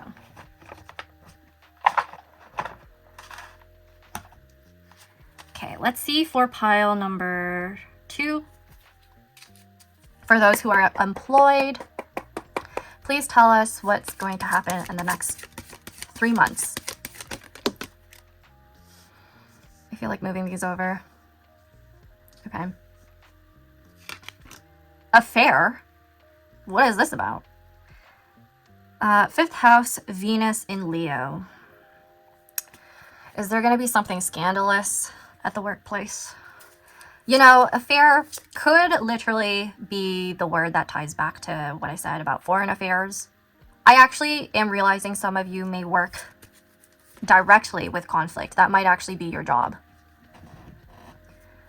So the 2nd month, I don't think is going to be a fun one for you. It looks to me like this is where the energy really is in the 2nd month with affair. Please tell us more. We have influence with 7th house, Mercury in Libra. I wonder if I need to cover these. Okay. Huh. Influence, yeah, I do think some of you are actually mentoring others or teaching others, which is probably why I picked up on that type of mercurial influence right there. That makes sense. There's likely going to be collaboration with other people. You're not necessarily going to have a pleasant experience with everyone that you deal with, especially in the 2nd month, but it'll help you grow. That's for sure. Please tell us more about pile number 2's employed group. What are they going to experience in the next 3 months? We have optimism. See? No worries. 9th house, Moon, Sagittarius. You might actually be traveling for work, some of you, and having a good time with other people. You know, I feel like some of you are going to a conference. You're likely going to go back to an academic setting, perhaps. Some of you are quite literally in an academic setting while you're working, aren't you? Okay, I'm getting a lot of academia here. So it looks to me like the 9th house sometimes deals with publications, so I think there might be something about that. Concentration, yeah, 3rd house, Saturn and Gemini. Look at that. That's crazy. I think that especially applies for the first 2 months. King of Swords, that's the energy of air. 2 of Swords right there. I really do think you need to focus, especially in the 2nd month. That, like, I don't know what I can say to, like, yeah, to really elaborate, because that's a pretty straightforward message. You might need to slow down. Saturn right here. Saturn showing up. 3rd house, Gemini, is to do with your speech and your thoughts, your structure. Gemini energy is quite interesting because that also Like I said at the beginning, Gemini, Virgo, all of that, that's mutable energy. It's also speaking about duality. So I feel like this pile is doing a lot of stuff at once. You have a lot of hats on. So just be careful of burning out. Remember to be like the hermit at times and be wise about how you navigate or extend your energy. Yeah. Now, that is all I have for you, pile number 2, for those of you who are employed. I hope this reading gave you some clarity, reassurance. I hope it resonated in some way or form, especially with the advice that came out. And please feel free to check out my members, Galaxy's members, through the join button down below, as well as paid comments if you're interested. Those will be linked down in the description box and pinned comments, okay? Now, hope I'll get to see you next time, and best of luck within the next 3 months in your career. Bye, and take care. Hello there, pile number 2, for those of you who are self-employed. Let's see what the next 3 months has in store for you for your career. Okay, starting off with month 1, please. For pile number 2, those who are self-employed, what do they have coming for them? Let's see. We have the 9 of Swords. Sailor Iron Mouse. Yeah, I feel like you're having a sleepless night. A lot of sleepless nights in month 1. You could actually be working a lot at night. That's one interpretation that I usually get when I do career readings. 9 of Swords tells me that there will be very, very long nights, overtime that's needed. You may need to be careful of your own mental health during that time, especially because of that overwhelming energy. It's very much tying back to the like first 2 cards that I was picking up on before, asking you to cut out anything that's like noise, not important to you. You need to be careful. You need to be careful, pile number 2. Those of you who are self-employed, you might be overextending your mental energy. That's a lot, especially if you're not going to be able to sleep properly. That's pretty bad for your health. Let's take a look at the second month, please. The 5 of Cups. Okay. Let's actually clarify the second month. Yeah. For those who are self-employed for this pile, please clarify the 5 of Cups. King of Wands. Well, yeah, that confirms that you're self-employed. This is your own business. The issue here in the second month is you ultimately feel like you're not being supported. Oh my gosh. My words for this reading is kind of all over the place. You're not feeling like you're supported by other people. 5 of Cups is also about dwelling on the past. I wonder if in month 1, something may actually happen that causes you to feel very overwhelmed to the point that it seeps into the second month, where you're still dealing with the aftermath emotionally. You're grieving something that you've lost with the 5 of Cups right here, grieving losses. Perhaps in the second month, you're not getting as much traction or engagements. I also see in the second month there's something related to the need to really show up for yourself and be there for yourself. There's an air of confidence right here and the desire to be in control. I'm also seeing that as advice for you. It looks to me like you cannot dwell on the past. I think you're going to come out of that and realize that in the second month. So no worries. I don't think you're going to stay stuck forever feeling like shit. But in terms of your self-employment right here, there may be issues that you're overcoming, especially in the second month. Now, right now, there's a lot of things happening in the background, so I'm getting kind of overstimulated. I think that is the energy. You are not meant to... There's going to be a lot of things externally happening in your life, I think, around the second month. But the goal here is, with the King of Wands, it's to overcome all of that and be on top of your business. So let's see the third month now. For those of you who are self-employed, let's see your third month. What is the energy? Okay. The World. Look at that. The third month looks really good for you. The World is, Sailor Soldiers. I feel like that's actually the energy that you're in. Like you're going to be going through a rough battle. But you're coming out of that with completion and wholeness. People are going to support you more. I actually wonder if you're trying to seek online support, because sometimes the world is related to the World Wide Web. That's one interpretation of it. And I think people are going to discover you. They're going to really recognize you for your worth. And the world is just so nice because it's tied into the fixed signs. So we have Aquarius, Leo, and Scorpio, as well as Taurus. Now, the fixed signs, they will give you stability. Yeah, they will give you stability and security. There's a desire for, one, with Taurus, self-value, appreciation right there. That's Leo. And then Aquarius, a community that's showing up real strong. And also we have Scorpio. That's other people's money. Yeah, so I think the third month, you should look forward to that. It's because of the King of Wands energy that's pulling through that is helping you a great bunch. You are going to really improve in your career. Pile number 2. Okay, so to really narrow it down, tie it all together, the first month, again, you're likely going to be in some sort of mental state of mind where it's chaotic. There's a likelihood of stressing over things like perhaps your cash flow, or you might be feeling like a fluctuation in terms of your customers or client numbers, or you might be wondering if your business is going to survive. That is happening in the first month. You may actually already be in this stage, so that would be confirmation. I'm also seeing right here that, it's kind of reminding me of my messaging at the beginning about scarce resources. So it's likely that you're thinking of ways to make do with what you already have. Like the materials might be a lot more expensive than usual, possibly because of tariffs or duties, or like the manufacturing quality changed and then it's like messing up your whole rhythm.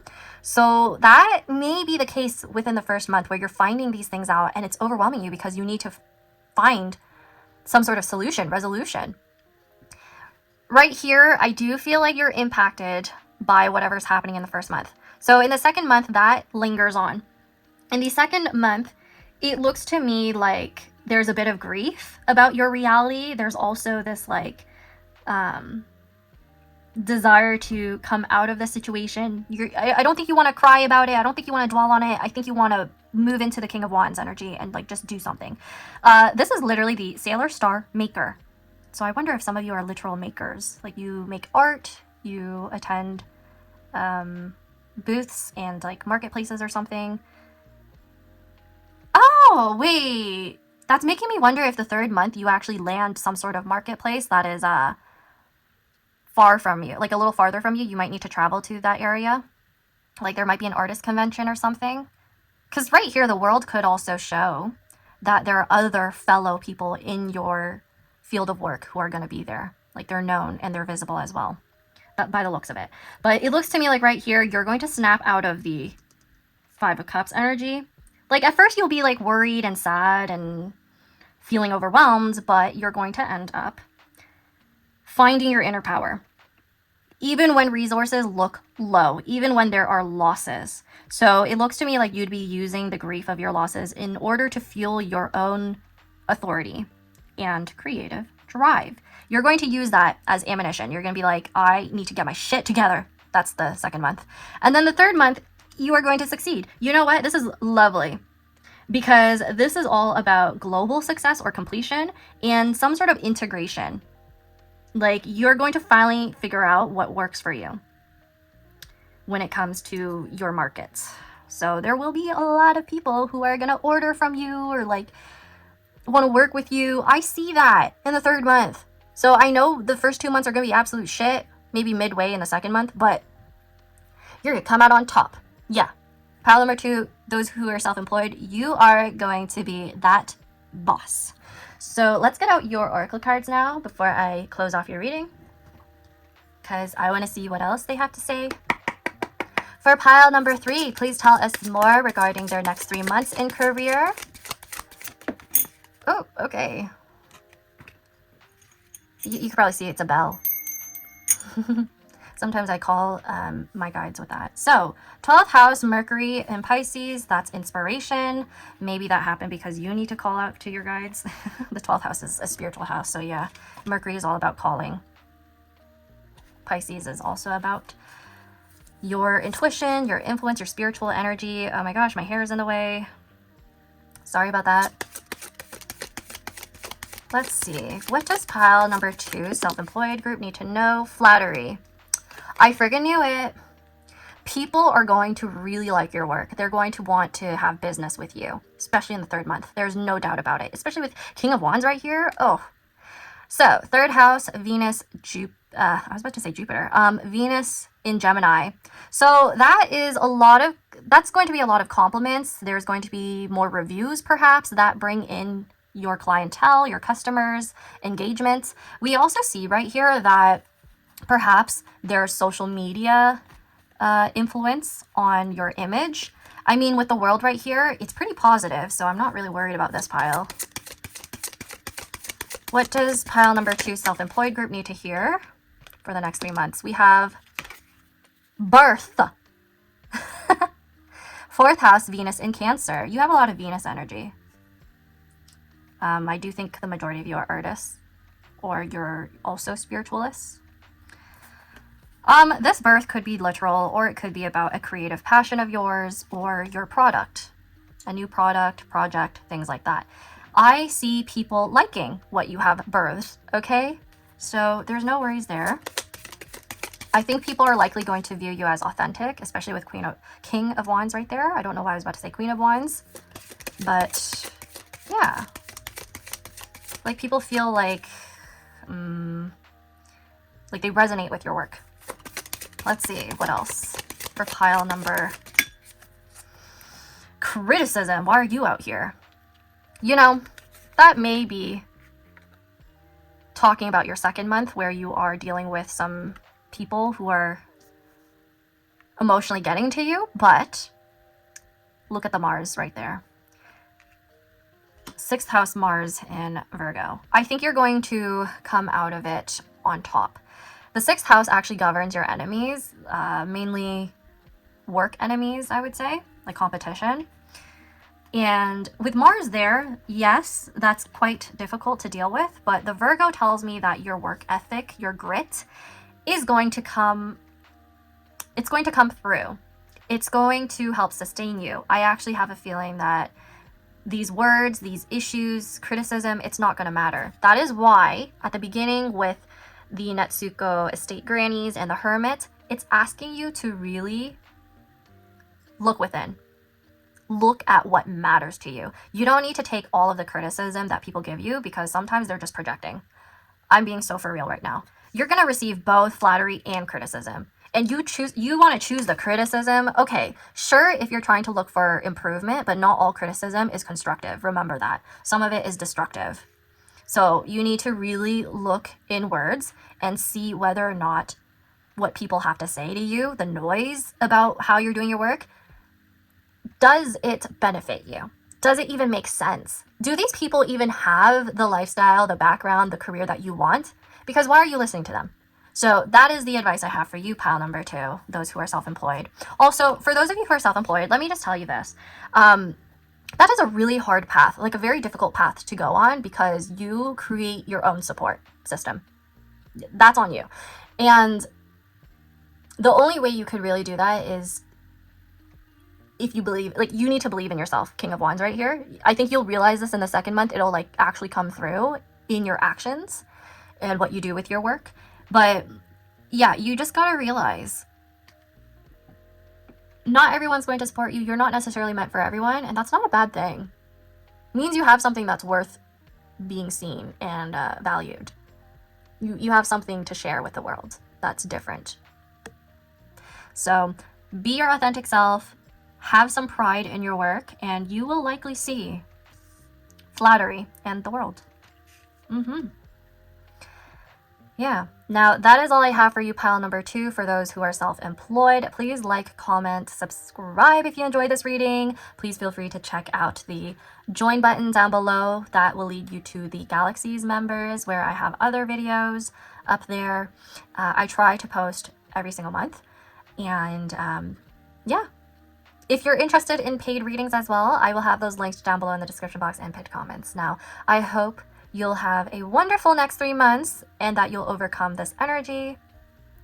I mean, I know you will, but I'm just wishing you all the best, and I hope I get to see you next time. Bye, and take care.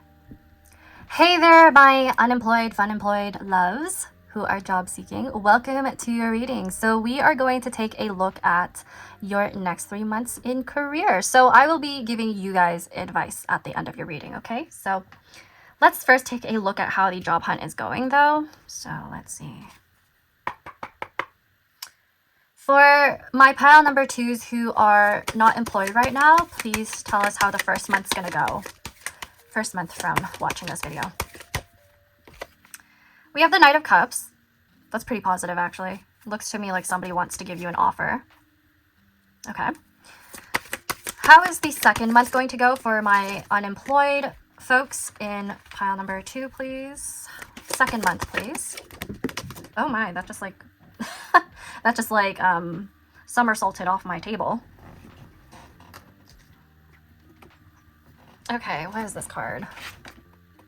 Four of Cups reversed. Oh, I love this for you. I love this for you. It means in the second month, you are actually moving out a phase of potentially depression or apathy when it comes to your job search.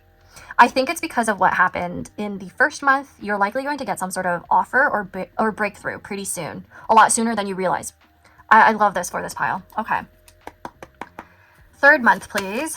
Please tell us more about... Oh, your cards are like very active right now. So please tell us for the third month, what does the unemployed group need to know, please? The Chariot. Oh my gosh, your third month's going to be great. You're actually going to have a sense of direction, finally. That's how you're going to feel. I love this for you. No wonder your cards were like flying everywhere. It's probably because your guides want to let you know that you're going to get what you want eventually. You're going to have some sort of breakthrough in your career. This one is good news. I also like it because it means you're coming out of a rut. You're coming out of like an emotional rut, especially in the second month. You're finally realizing and letting it sink in that you have some sort of purpose that you're going to really be pursuing. Like you have clarity now. And I love that. It looks to me like there's going to be support from other people. I see that with Knight of Cups as well as the Chariot. Yeah. So this pile is a good one for the unemployed folks. Love that. So for the first month right here, I think it's kind of nice because that energy is quite gentle and even romantic. A bit idealistic, yes, but it's not, I don't think completely. I think it's possible for you to have some sort of breakthrough within the first month right here. Especially because you're taking on some lighter approach where you might be spending more time updating your portfolio. You might be writing some beautiful cover letters. You're inspired in the first month. I like this. I like this because it means that you are literally daydreaming, or in other words, manifesting a job that actually matches your passion as well as your soul. You know what? I'm not surprised. We had a lot of mercurial energy coming through in this entire reading. So I think for you, pile number 2, it looks to me like your writing is going to come through strongly. It's going to show your desire, your ambition, and your appreciation for the field of work that you're trying to get into. So this is all about exploring your options. You're not trying to aggressively push your resume everywhere, but it looks to me like you're listening to your intuition. You're looking for something that feels absolutely right for you. So I like this. It's showing that in the first month, you are aligning your search with your heart. The only advice here, though, is to not get lost in the clouds. You need to treat this month, the first month, as a time to deeply understand your own values. Right? So that's kind of tied back to the Hermit right here. Really discern your options. Yeah. Now, with the Four of Cups reverse right here in the second month, this is you breaking out of your rut, especially your emotional rut, or a period of having a creative block, not knowing what to do. You're getting out of that because the Four of Cups in reverse is about finally snapping out of some sort of job hunting slump. So if the Four of Cups were to be upright, that would be about you missing out on opportunities and turning your nose up at different opportunities just because you felt like they didn't align. But no, I believe this card felt like somersaulting off of my table just so that I make sure you get the Four of Cups reversed for the second month, just to let you know that things are turning around. This tells me that you are likely going to accept a new offer. Okay. Within the second month, you are realizing that you may have been closing your eyes before, like not being aware of new opportunities. Like you may have been ignoring things before and not realizing it, but then the second month you have this awareness. You're like, okay, I need to change it up. I need to actually look into what I want a lot more, align with that, and potentially start talking to recruiters right here. You might be doing various things. It depends on who you are and what type of field you are, because I know different approaches to jobs. It doesn't apply across all industries. But no matter what, it looks to me like Four of Cups in reverse right here, you are trying to talk to recruiters, or you're trying to network and put yourself out there rather than isolating. So definitely you are coming out of the Hermit energy. Even tying back to the Grannies right here, I wonder if you're going to finally meet somebody who is changing or helping you change the trajectory of your life. They're going to bring in more inspiration. The sun is coming out, if you haven't noticed. It's just getting brighter now. And they're likely going to offer you some wisdom regarding your search. It looks to me like you're going to stop being unrealistic about your job hunt, and you're going to get into it. You're going to get into alignment, is what I just heard. Yeah. At least that's what I'm picking up on for the second month. Now, the third month is what I'm most excited for you. It looks to me like you're going to have some victory in your career. It's just going to be like the opportunity is going to be thrown at you, I swear. This shows how you're going to have success. There's some sort of willpower that you're going to feel in month 3. You're going to feel like, yeah, you know what? I am invincible. I could do anything I want. I just got to do it. I just got to take action. Chariot is really nice to see because you're building up some sort of momentum. You're moving out of your unemployment. I feel like for this pile, I could confidently say that. There's no way your pile is going to be stuck. Absolutely not. I see in month 3, you are likely conquering your interviews or landing a role through your own determination. It's because of your willpower. So typically the Chariot in Tarot, it's all about control.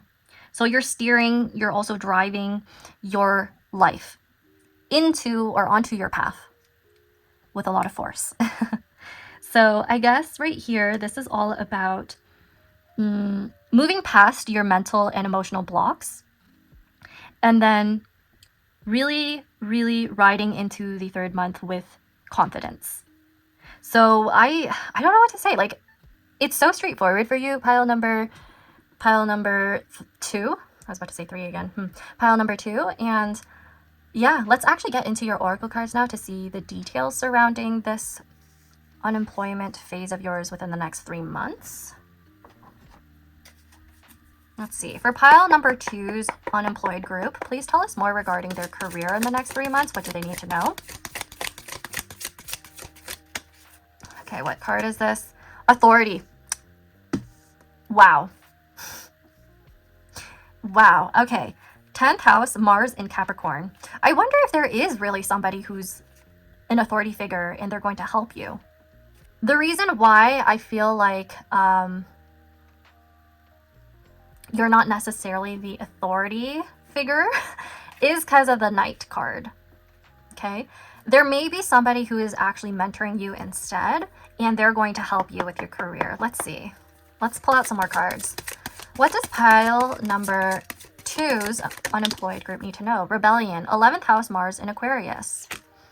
You're likely going to be doing things differently. Yeah, that's probably what's going to happen. I think your approach to job hunting is going to change because you're finally going to pinpoint what is wrong. But not only that, authority tells me you're actually going to take command of your job hunting process. People are going to see that you are very ambitious and goal-oriented. You're coming out of the Four of Cups in the second month. So it's very obvious to me, like, especially in the third month, you're going to have this energy of somebody who wants to advance in their career, wants to grow and improve and build. And I think people who are more established in their career, they might actually want to guide you and help you through that ambition of yours, because they see it. Oh my gosh. We have the Control card. What was I saying? 10th house, Jupiter and Capricorn. Yes. Yes. Many of you are going to start your job, your new job, in the coming months. Oh my gosh. Oh, okay. These cards are just flying everywhere. Restlessness. Yeah, okay. First house, Mercury in Aries. I think because you're starting something new, you're going to have a newfound routine, honestly. Routine, structure to your life. You're coming out of the hermit phase. So it looks to me like you're going to be really active in your career, your job hunt, getting a new job. It's going to all come together. I love this for you. The other thing I'm seeing right now with the Chariot as well, and now that I think about these cards that you're getting, you may actually end up in a job that is slightly farther away. You might need to commute quite a bit. So that's contributing to the restlessness right here. A lot of you are actually seeking a 9-to-5, considering how the Authority and Control cards came out, as well as Capricorn and 10th house. That came out quite a bit. So I really do see you having some sort of transformation and change. You're moving into a very strong, established structure. You know what? I'm also seeing older people in your spread as well, like right here. So I am going to really double down on the messages that you might be working with older people with them, or they'll be helping you. Unless you're the older person, but I actually don't think that's the case for those of you who are unemployed right here in this pile. Again, the Knight of Cups right here gives me a bit more youthful energy. Now let's get out your advice.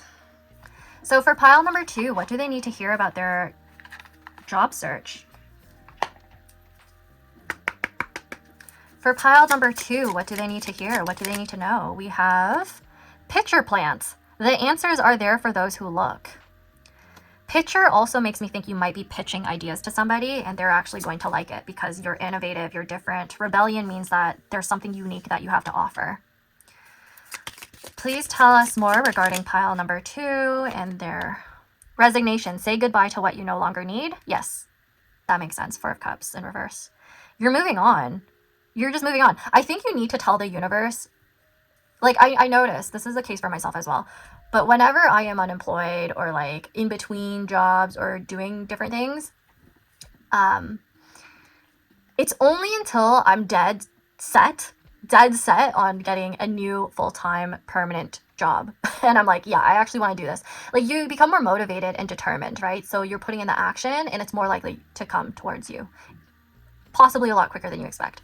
So in order to do that, you do actually have to cut off your old beliefs, your past when it comes to your lifestyle and all that. You need to allow yourself the room, the space to grow into a new role. So that's the mindset that needs to happen.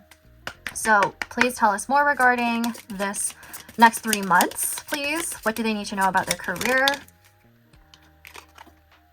Heliconia, realization. The answer is there. Take the heed. You keep getting messages about answers. You already having the answer. It looks to me like you know what you want, pile number 2. You just got to do it. One more card, please. One more card. Actually, let's take a look at the bottom of the deck as overall summation of the advice that they need to hear. So let's see. Stephanotis? Cooperation. Take the hand offered or ask. Oh my gosh, yeah. You do need to you probably do need to like network and talk to people. There might actually be somebody who's already established, like an authority in the career path that you want. You may want to hit them up. Yeah, that's what it's showing you. Really, really take the heed. Take heed. This does go with the Chariot card, so that's amazing. You're your cards are so clear. So I have no doubt for this pile that things are going to turn around for you. I know you have the grit, the strength, the ability to move past this unemployment phase. Especially if you want to, you're going to be able to do it. So that is all I have for you, pile number 2. Please like, comment, subscribe. Feel free to take a look at the links that I have in the description box and pinned comments below if you're interested. And now I hope I get to see you next time, and take care. Bye! Best of luck.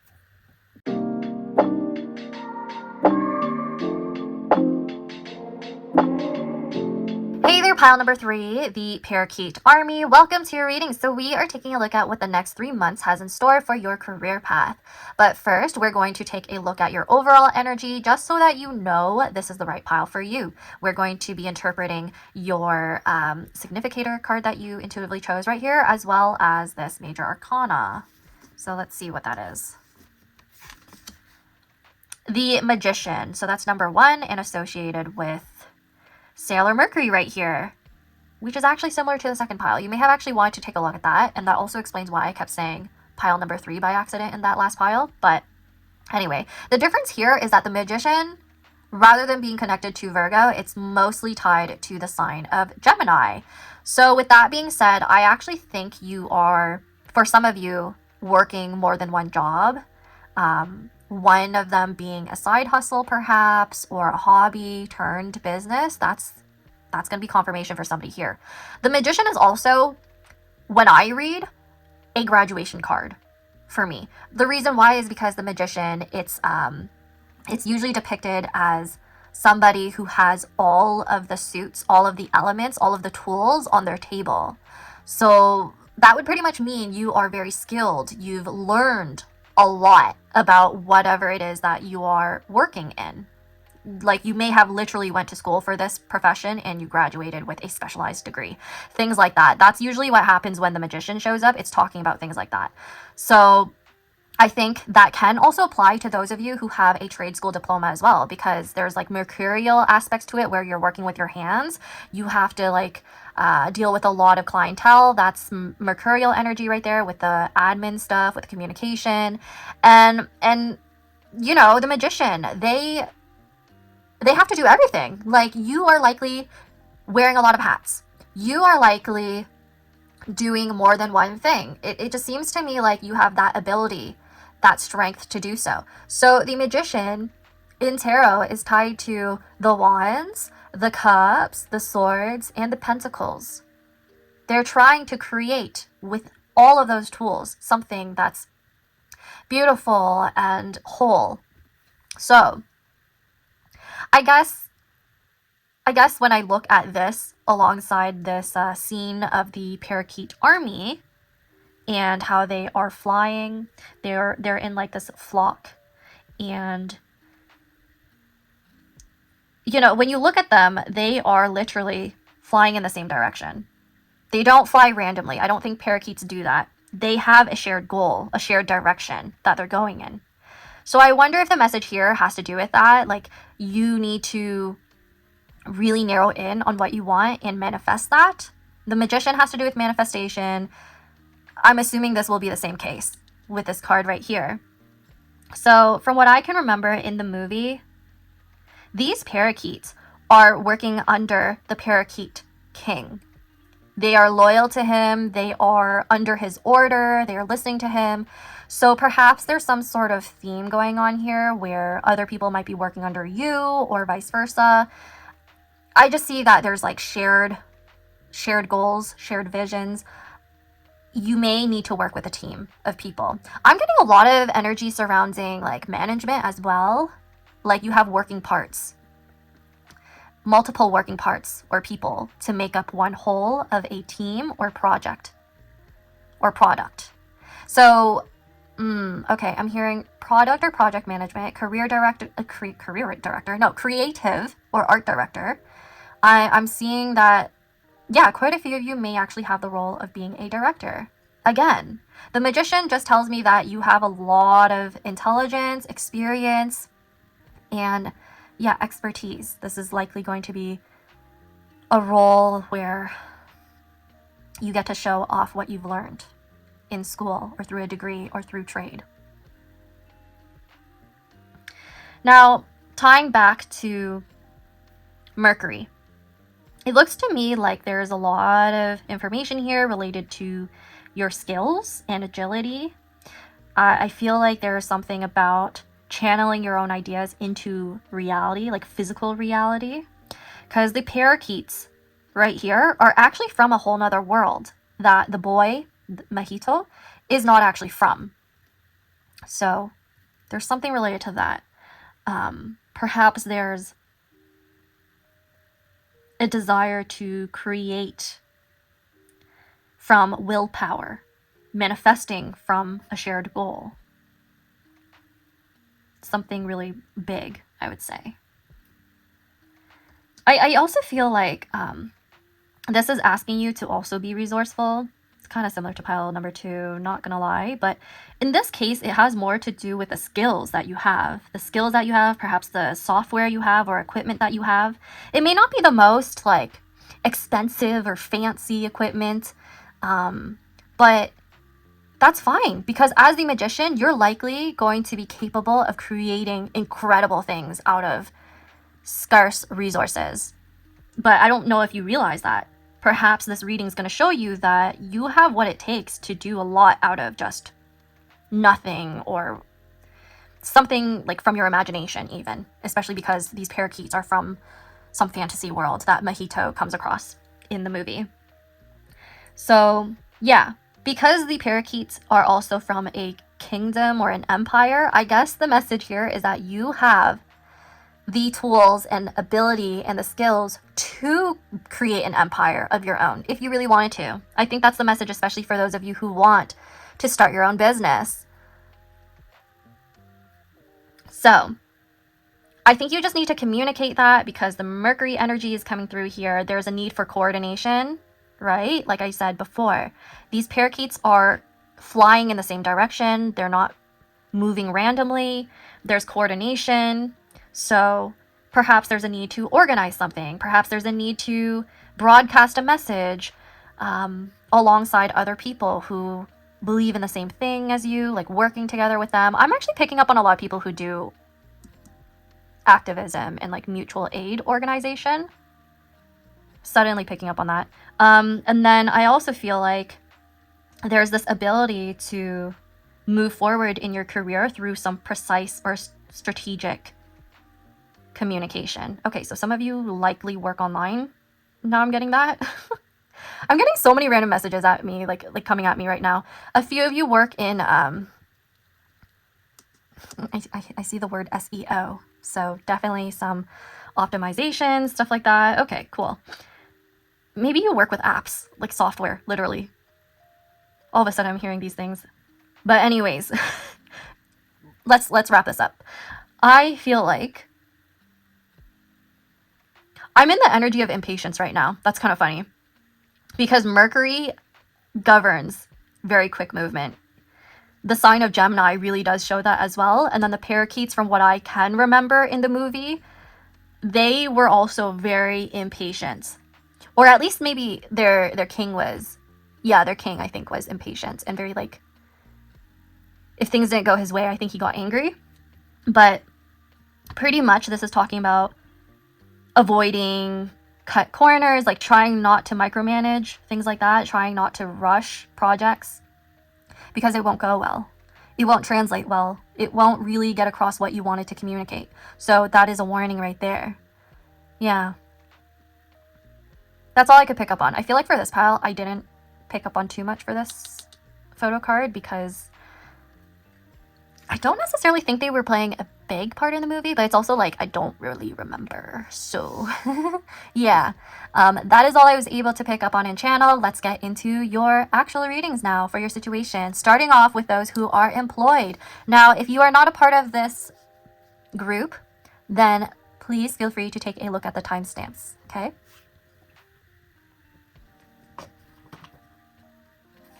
For my pile number 3, the next 3 months of their career, please. Starting off with month 1. What is coming towards them? What is the energy? Whoa. Okay, we have the Page of Swords in reverse. I'll just take it as it showed up right there. Intuitively, yeah, let's just do that.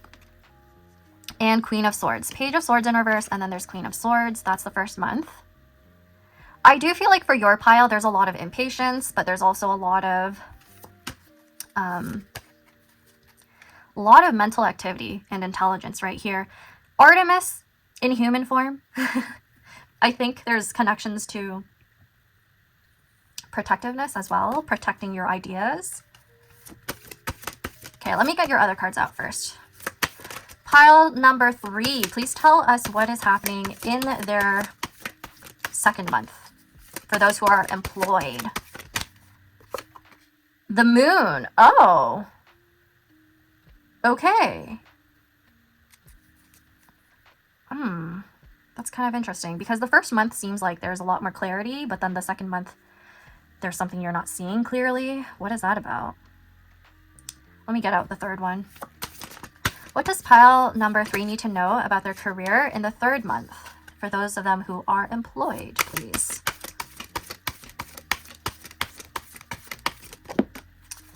Okay, what is that? The 5 of Pentacles. Okay. Sorry, let me actually take a minute to process your spread for a bit before I say anything, because I don't want to say the wrong thing. I feel like that's the energy when I look at the Magician and the card that you chose before. Okay. You know what? For this pile, I'm going to take a look at the bottom of the deck as overall summation of what's going to happen in the next 3 months. Let's take a look at that, please. Bottom of the deck is overall summation for pile number 3 in their career. Let's see. The 8 of Wands. This part is not too bad because it means that there's a lot of action, there's a lot of activity, and quick movement. You know what? This does kind of make sense. Let me just say this though. The Magician right here is all about using your own mind and skills. I already said that, okay? Because it shapes your own work environment and what happens, the outcome. It's tied to manifestation. That's what I'm trying to say here. And then the Parakeet Army, it does show intense energy. So that could be about workplace politics or hidden secrets, tied back to the moon right here, and power struggles. As you may know, like I said, these parakeets work under the king, the parakeet king. And so there could be struggles in your own wants and desires when it comes to your work or your career. And that's what you're dealing with, especially in the second month. But because Mercury rules over this card right here in your overall energy from the very beginning, I feel a lot of quick movement. There's going to be sudden changes. There's going to be information, conflicts that will just fly at you. 8 of Wands also shows that too. 8 of Wands is giving me the same energy as this.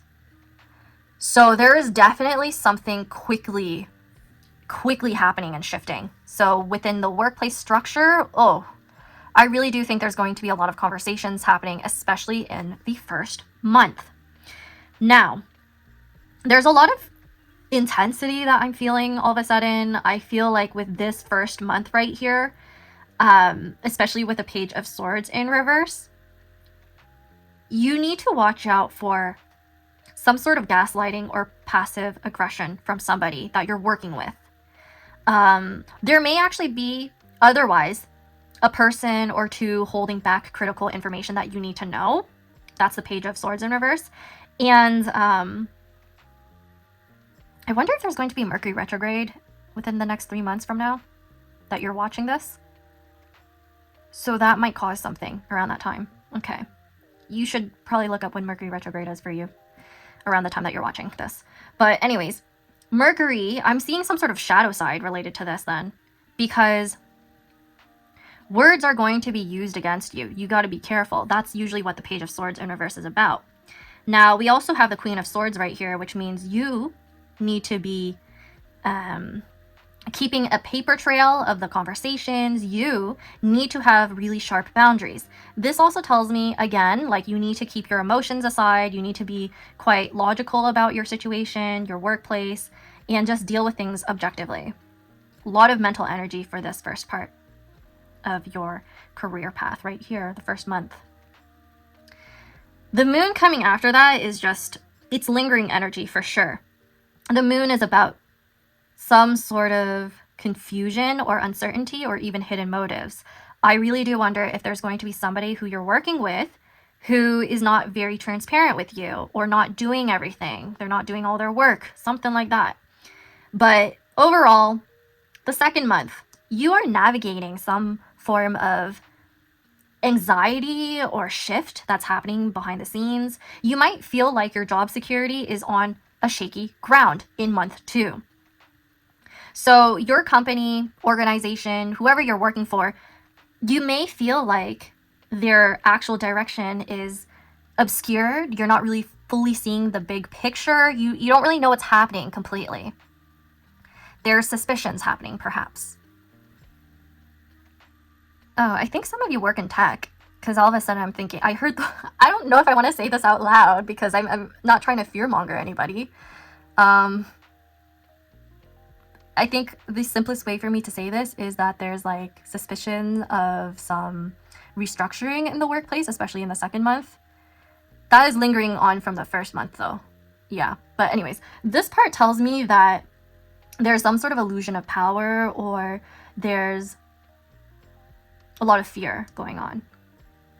But with the magician right here, you need to trust your own intuition and wait for the fog, for the illusions, for all of those things to clear before making any massive permanent career moves. So for example, if you are in a job and you're kind of like having suspicions about something, like a position ending or somebody else leaving, I think you need to see how things are going to unfold first before jumping into a new job, things like that.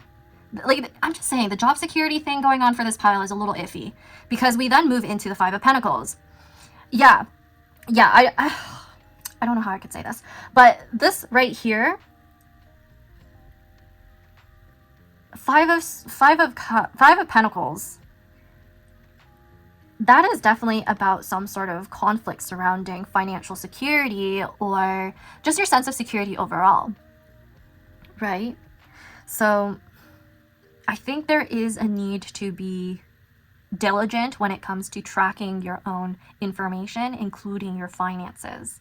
Because Five of Pentacles right here, I'm telling you, it's often connected with loss or feeling shut out, being unaware of something. So I swear this entire spread is showing a core message surrounding communication, needing to clear up some things like misunderstandings. You know what, pile number 3, I really am sorry, but I do not like especially this part of your spread, because it looks like the place that you're working at may have some budget cuts. You might feel like you're undercompensated for your own workload, or your department might feel like it's becoming like defunded or something like that. Overall, you're just feeling more isolated, confused, and also undervalued. You're worried about your financial security in month 2 and 3. But it seems to me like the magician is here to remind you, the magician is right here to remind you that you cannot let this company, this organization, this work destroy your sense of self and value. I just feel like the undercompensation, shit like that that's happening to you is gonna make you feel like you're not worthy. You're gonna question your worthiness and not really understand why you're being treated that way, things like that. That's a warning right there. That's all. Because it's really clear to me, like, you have all of the skills, you have everything that they could ever want, that anyone could want, any company would want. But it's their own issues that they're dealing with in the background. This company or whatever is a lot messier than I think you realized in their structure.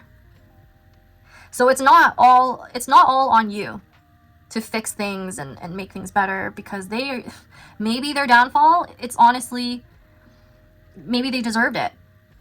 maybe they don't deserve you. Like, that's what you may need to realize in the next 3 months. But you know what? I need to get out some oracle cards for you because I actually want to see what's going on here. It's pretty intense, this pile. Okay, so for pile number 3, please tell us some more information regarding the next 3 months for them, please, in terms of career. I don't know. Let's see. We have acquisitions, second house, sun in Taurus. You know what? That's not too bad. I think you'll be able to save money. We have patience. I think I talked about this in the beginning of your reading, actually. Patience, sixth house, Jupiter in Virgo. Okay, so this could be patience surrounding a turnaround in your career path. Perhaps you will be compensated, but it might be delayed. Let's see. What else does pile number 3 need to know? Enterprise. Oh. First house, Jupiter in Aries. You could be working at a startup. I think some of you are working at a startup that kind of like rushed a few things with 8 of Wands on the bottom right here, and they have a lot of loose ends that you are trying to tie together, like you're trying to tie up. You're trying to fix things for them. 5 of Pentacles can refer to that as well, though. Like, you're not... In the 3rd month, you might realize you're unable to finish your work and your tasks because of the company's limitations. They don't have the budget to complete the ideas or suggestions that you have. So let's see what else there is. And I also do think some of you do have more than one job. If this is to do with a side hustle, you could be contemplating on starting that and doing that on the side and like saving your money for that. Let's see. What? I gotta cover that. 8th house, Mars in Scorpio. Revenge. What is this about? All I remember in the Parakeet card right there, what happened in the movie was, I think the Parakeets did want some revenge for something. I swear, the only way I could interpret this for your career reading is that there is some sort of power imbalance. 8th house, Scorpio, Mars, all of those things in astrology point towards that. You know what? For this pile, I'll get another card out. Please tell us more regarding their next 3 months, please.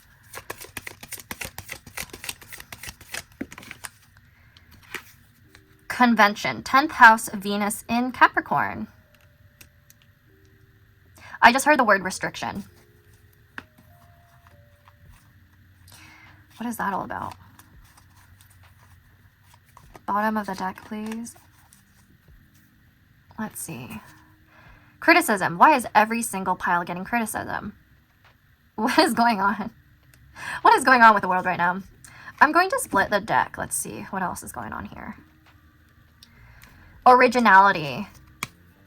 Originality. Okay.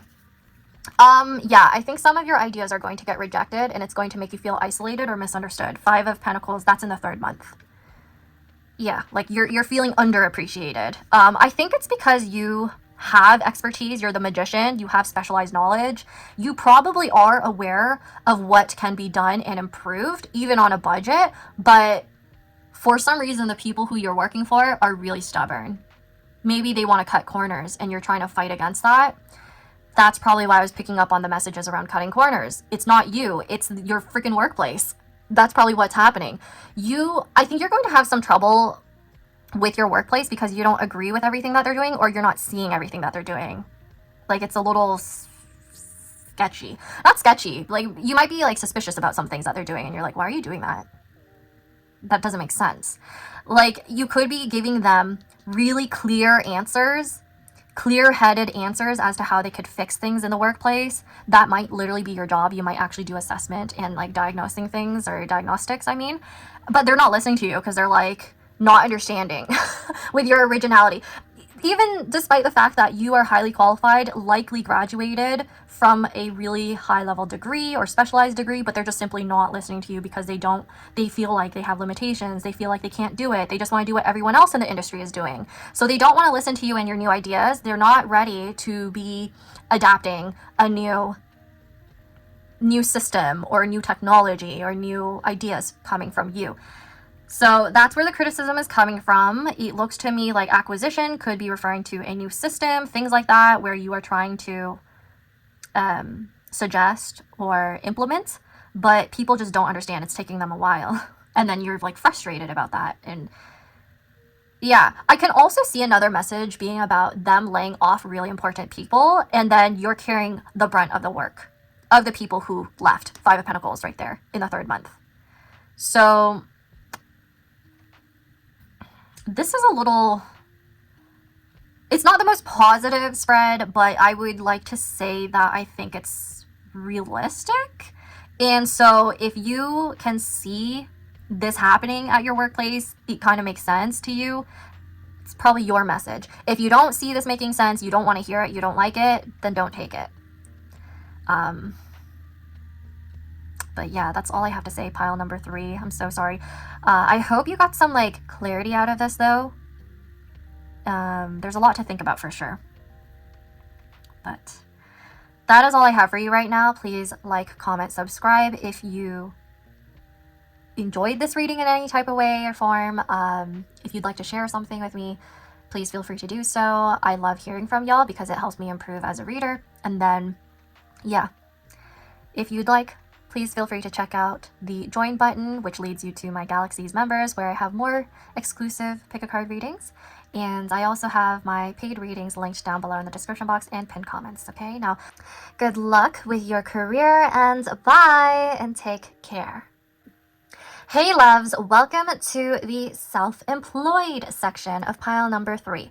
Let's take a look how your next 3 months are gonna look like. So getting right into tarot right now.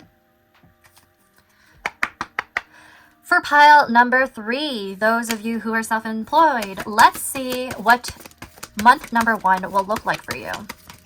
Okay, please tell us, what is month number 1 going to look like for pile number 3? For those who are self-employed, we have death. Don't be scared. Don't be scared. You're having a huge transformation right in the 1st month. Okay. What does pile number 3 need to know about their 2nd month? For those who are self-employed, we have the King of Wands. Okay, this, I think it's funny how the King of Wands keeps coming out for those of you who are self-employed. I mean, that is the literal card to indicate that. Now, let's take a look at the 3rd month now, please, for pile number 3s. I just realized some of you may actually want to look at pile number 2, but let's see what else there is first. Oh my gosh. Your cards are freaking crazy right now. We have Strength. Okay, those of you who are self-employed are definitely doing well by the looks of it. I mean, you have 2 major arcana. So the 1st month is going to be quite intense. You might feel a little uncomfortable, but you might also feel rewarded, especially in the 3rd month. Very, very confident. We have Jupiter, Sailor Jupiter right here. And what does Jupiter represent? Expansion. It's totally contrasting with the Saturnian energy in the 1st month, because that would be related to more maturity as well as discipline and, you know, delays perhaps, or sudden changes that make you feel very uncomfortable, but it's necessary. So it looks to me like you're going to really find your rhythm in the work that you're doing. So because the 1st month right here is death with Sailor Saturn, there's this indication right here that you will need some necessary endings. It looks like in month 1, you are burning down some parts of your own business that don't necessarily serve you. You'll have a completely different perspective, I think, in month 1. So perhaps there were things that you were putting off for a really long time because you're like holding on to it, feeling like, oh no, I'll save this for later. I'll keep this, this system, or you're just going to try to keep something because you're familiar with it, because you're used to it, but then you're going to realize in month 1 that there's no point. So you're going to cut that away. This is all about letting go of perhaps a service or product that either drains your energy or doesn't really suit your identity anymore. So you could be going through a literal rebranding, or you might be letting go of a client that you just don't really feel comfortable working with anymore. There's so many different ways this can manifest, right? Like maybe there's a partnership that you are ending. And that's showing up right here in the first month.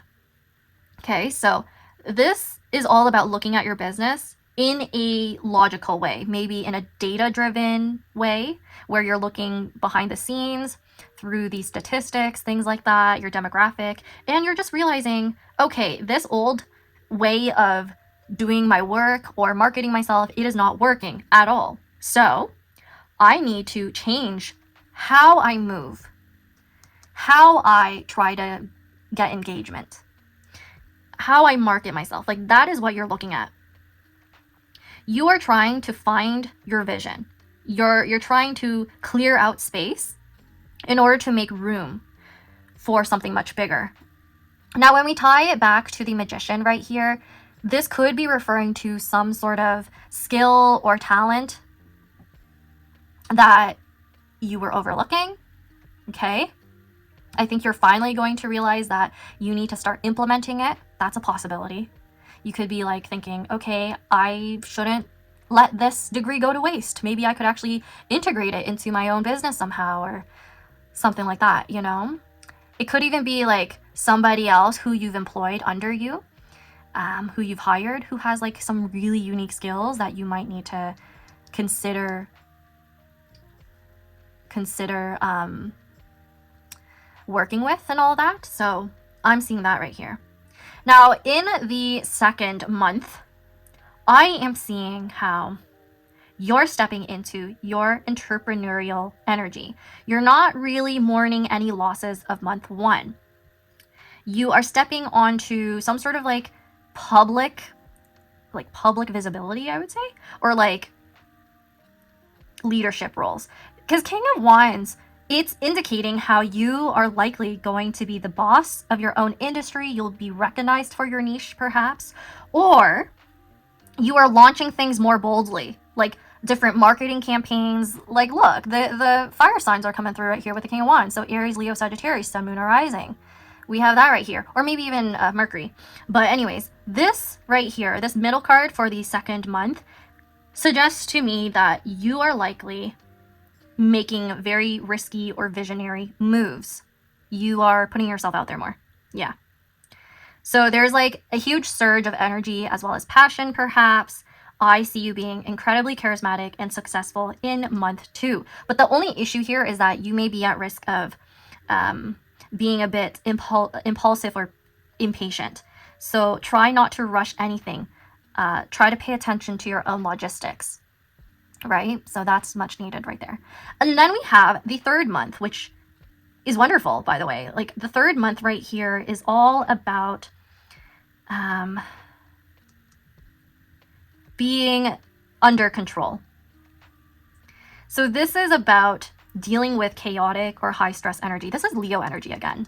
Okay, a lot of Leo energy for the next 3 months for you. Leo and like Capricorn, Pluto, Scorpio. I'm feeling all of that. Just a lot of Martian energy and Sun energy. So to me, it just looks like you're putting yourself out there a lot more. You're dealing with a lot of high stress, chaos. You are finding your rhythm. I feel like I keep saying that for you. This shows that you're going to be capable of handling difficult clients or difficult customers, things like that, with a lot of grace and confidence.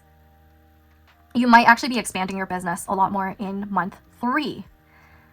Tied to Jupiter again. I also feel like this could potentially be about people who are from other countries, foreign lands, things like that, who are wanting to work with you, who are wanting to support you. I feel like no matter what, there's an indication right here that you have potential long-term sustainability or stability.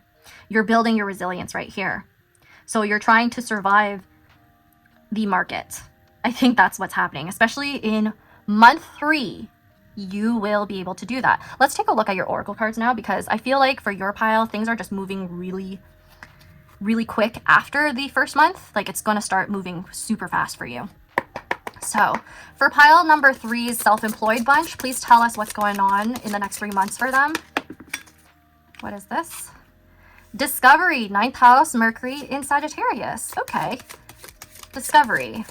I wonder if some of you are like literally working with the search engines. because I kept picking up on like what SEO and like I'm thinking about meta tags and all that. So you might actually be somebody who works in the back end of websites of like your own business and all that. So I don't know. Let's see what's happening in the next 3 months for oh my gosh, for pile number 3, self-employed group right here. We have indecision, 7th house, Venus in Libra. Okay, so you're the one who's making a bunch of decisions here. I do feel like in the first month, you'll likely feel most of that indecision because this is all about a transition, a transition phase. So of course, there's going to be some uncertainty there. But second and third month looks a lot more promising right here. It looks more self-assured. So it could be that the people that you're working with are kind of indecisive. Okay, let's get out 2 more cards, please, for the self-employed group. What do they need to know? Detachment, 11th house, Venus in Aquarius. I think quite a few of you work online in a partnership or a contract. Detachment, I wonder if this is referring to the first month right here. So perhaps you need to detach from a loss that you had and you're going to bounce back. So that's good. Let's get 1 more card, please, for pile number 3. Oh my gosh, I feel like I was talking about this the whole time in your reading, especially at the beginning when I was like interpreting these 2 cards. But we have adaptability. So the 3rd house, moon in Gemini. Yeah, you are likely doing a lot in your work, in your self-employed work, possibly getting way more clients than usual. Way more. Detachment is interesting because I feel like there's some messaging here about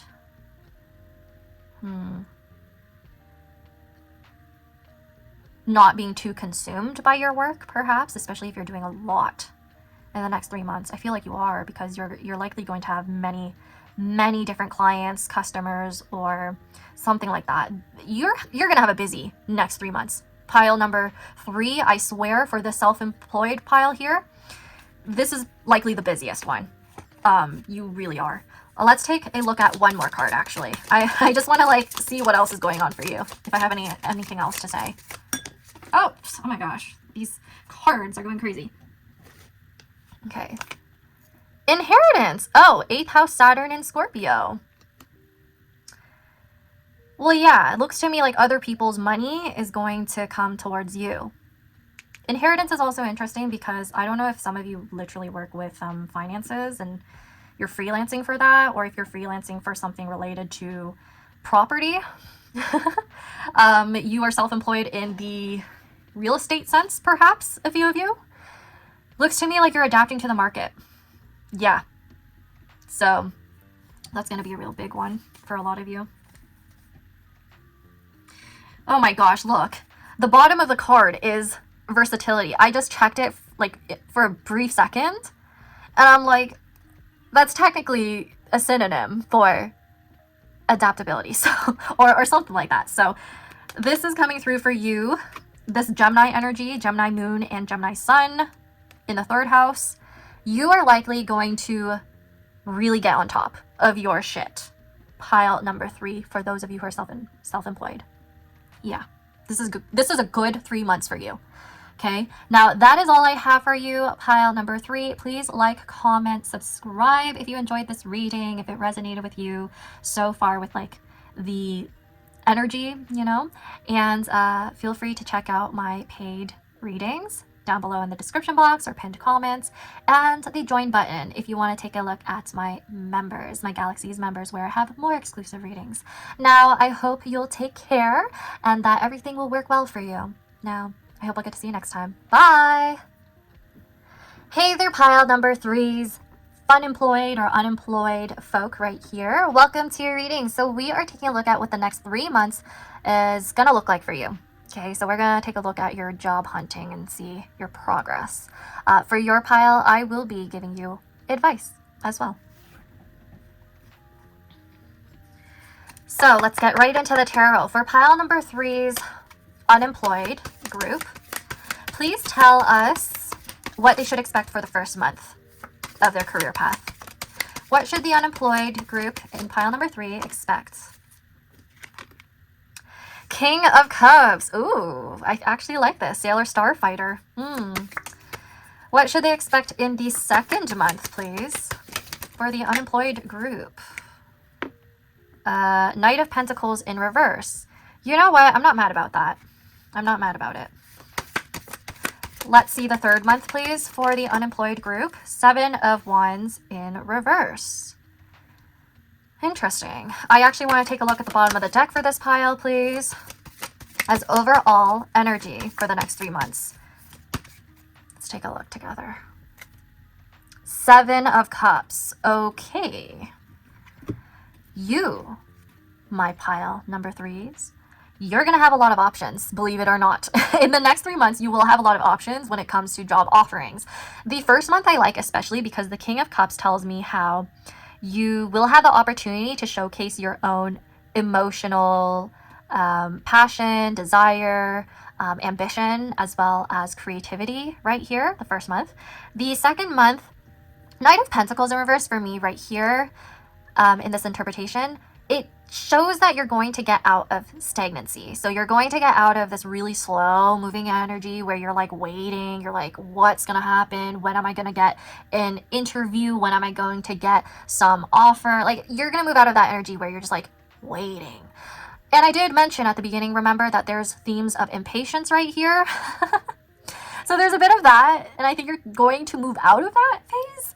And then right here, the 7 of Wands in reverse. This one's interesting because this is all about your own self-confidence and assertiveness. I wonder if you're going to be taking on a more gentle energy in the third month. But yes, the overall energy is that you'll actually have a lot more opportunities than you realize. The only thing is you will need to be more discerning about it because not all opportunities are meant for you. They're all going to have something that you need to pay attention to. Like, for example, the pay is too low for your expertise, for your degree, for all those things, for your experience. You got to pay attention to that as well. And you may need to potentially, especially in the third month, negotiate things like your pay or really advocate for yourself. So like, to put it all together, I feel like the King of Cups right here in the first month shows that you're going to have pretty good mental health, like a better perception of where you're headed. This tells me that you're going to heal from burnout and rejection from past employment, things like that. And you're going to just handle your whole job hunting, your job seeking with more emotional maturity, possibly more optimism and like calm confidence, as well as like a better mindset overall, you know, the first month right here. I think right here, you're not panic applying to jobs. It's more like you are just sticking to things that really reflect your passion and your intuition, things that align with your heart and your values. You're treating yourself with kindness. I think you're also kind of like going back to the magician and realizing that during this job search, you are deserving of taking on a role that speaks to your skill set, your specialized knowledge, what you've graduated from, things like that. So you're not giving up. Then in the second month right here, we have something that shows quite a bit of sluggish energy, perhaps. You might be feeling like the job hunt is a little tedious and uninspiring, but you're still doing it. You're trying to get out of your stagnancy and all that stuff. So that's the good part. Your mind wants you to stay active. You might feel moments where you're a little stuck. You might feel a little like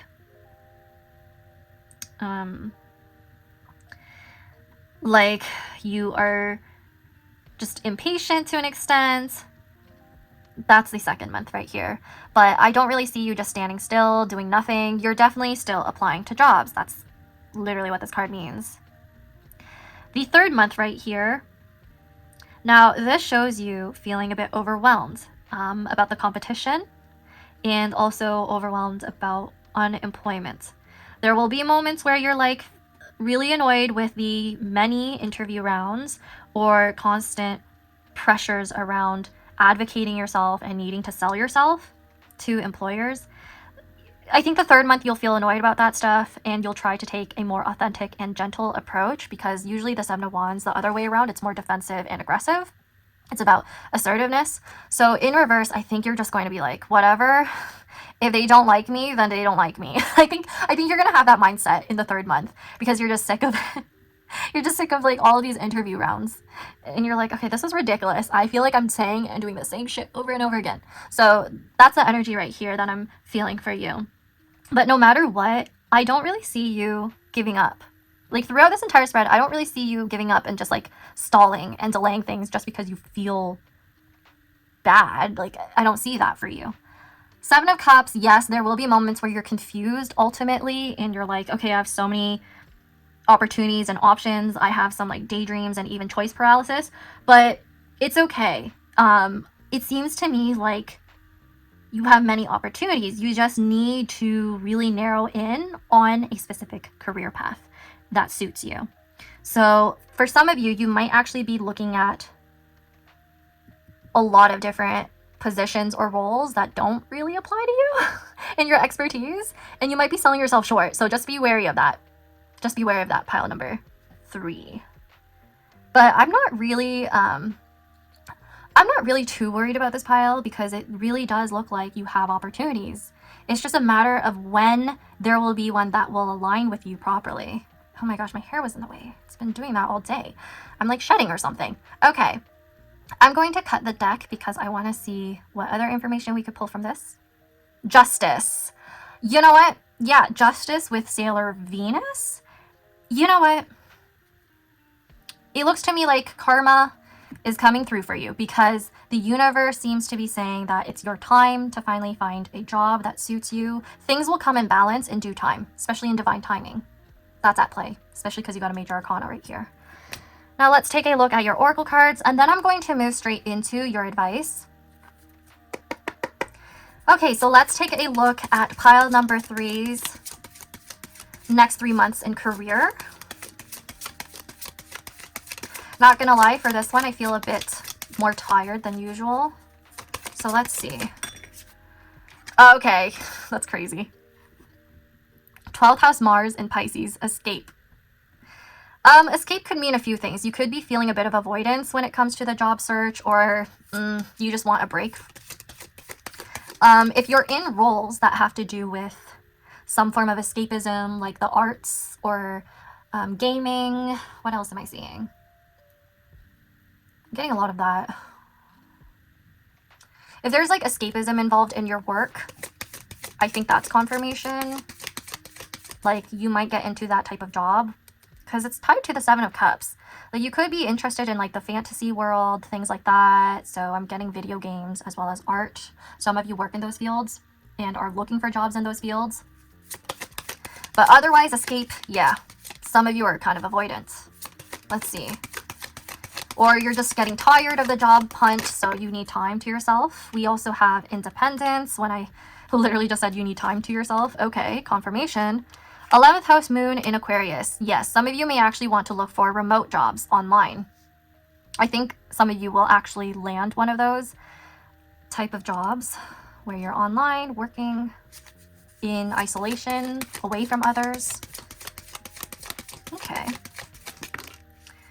Defense. Okay, defense. 2nd house, Mars in Taurus. This is similar to one of the other piles when I was talking about your finances. We literally have a coin twice show up. So something about needing to persevere, save your money. Let's get one last card, please, for pile number 3's concentration. We're getting some repeated messages from the other piles, so that's interesting to me. Concentration. Yeah, you might need to focus. You might actually need, okay, escape and concentration, and independence, even maybe defense. I feel like you may need to go elsewhere, like to the library or to the cafe. Get a change of environment in order for you to focus on your job search. That might actually motivate you or help you. That's the advice I'm hearing. Let's take a look at the bottom of the deck now for pile number 3. As overall summation, please. Oh, okay. We have publicity, 5th house, Jupiter and Leo. Yeah, I think some of you really are in the arts or something similar. And you're gonna potentially get some recognition in divine timing. I keep hearing that for you. Perhaps a few of you are going through this weird pause in your life, like a limbo phase, because you need to heal and reconnect with the self before you could get back out there in the public. Yeah. Okay. Now let's get out some advice for pile number 3's unemployed folk and their career. Let's see. What do they need to hear right now? What does pile number 3 need to hear right now?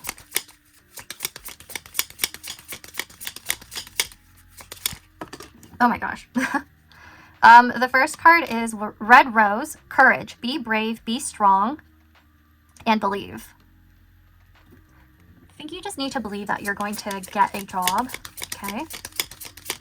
What does pile number 3's unemployed group need to hear right now? We have, what is this? Mexican Marigold, renewal, time to begin again, stronger and better. See, okay, we have 2 messages about being strong, and I was picking up on the fact that some of you are potentially just in this stage right now because you're healing for your own health. So there we go. It's confirming that. What is this card? We have Camellia, peace. Be calm and calm will come. That kind of reminds me of this card with like a meditation. And one more card, please. What is this one? Peruvian strength. You're getting so much about your strength. Wow. Peruvian lily, strength. More effort will get you what you want. Yeah, that is true. More effort will get you what you want. Let's take a look at the bottom of the deck as overall summation now for you. Pile number 3. Anemone, optimism. Look up and look brightly. Yeah, they want you to be optimistic about your situation. Okay. Now, that is all I have for you, pile number 3. Please like, comment, subscribe if this reading resonated with you, if it brings you some reassurance or relief, or just please let me know what you think. And yeah, feel free to check out my links in the description box down below and pinned comments if you're interested in more of my work. And I hope I get to see you next time. Take care and best of luck in your career. Bye!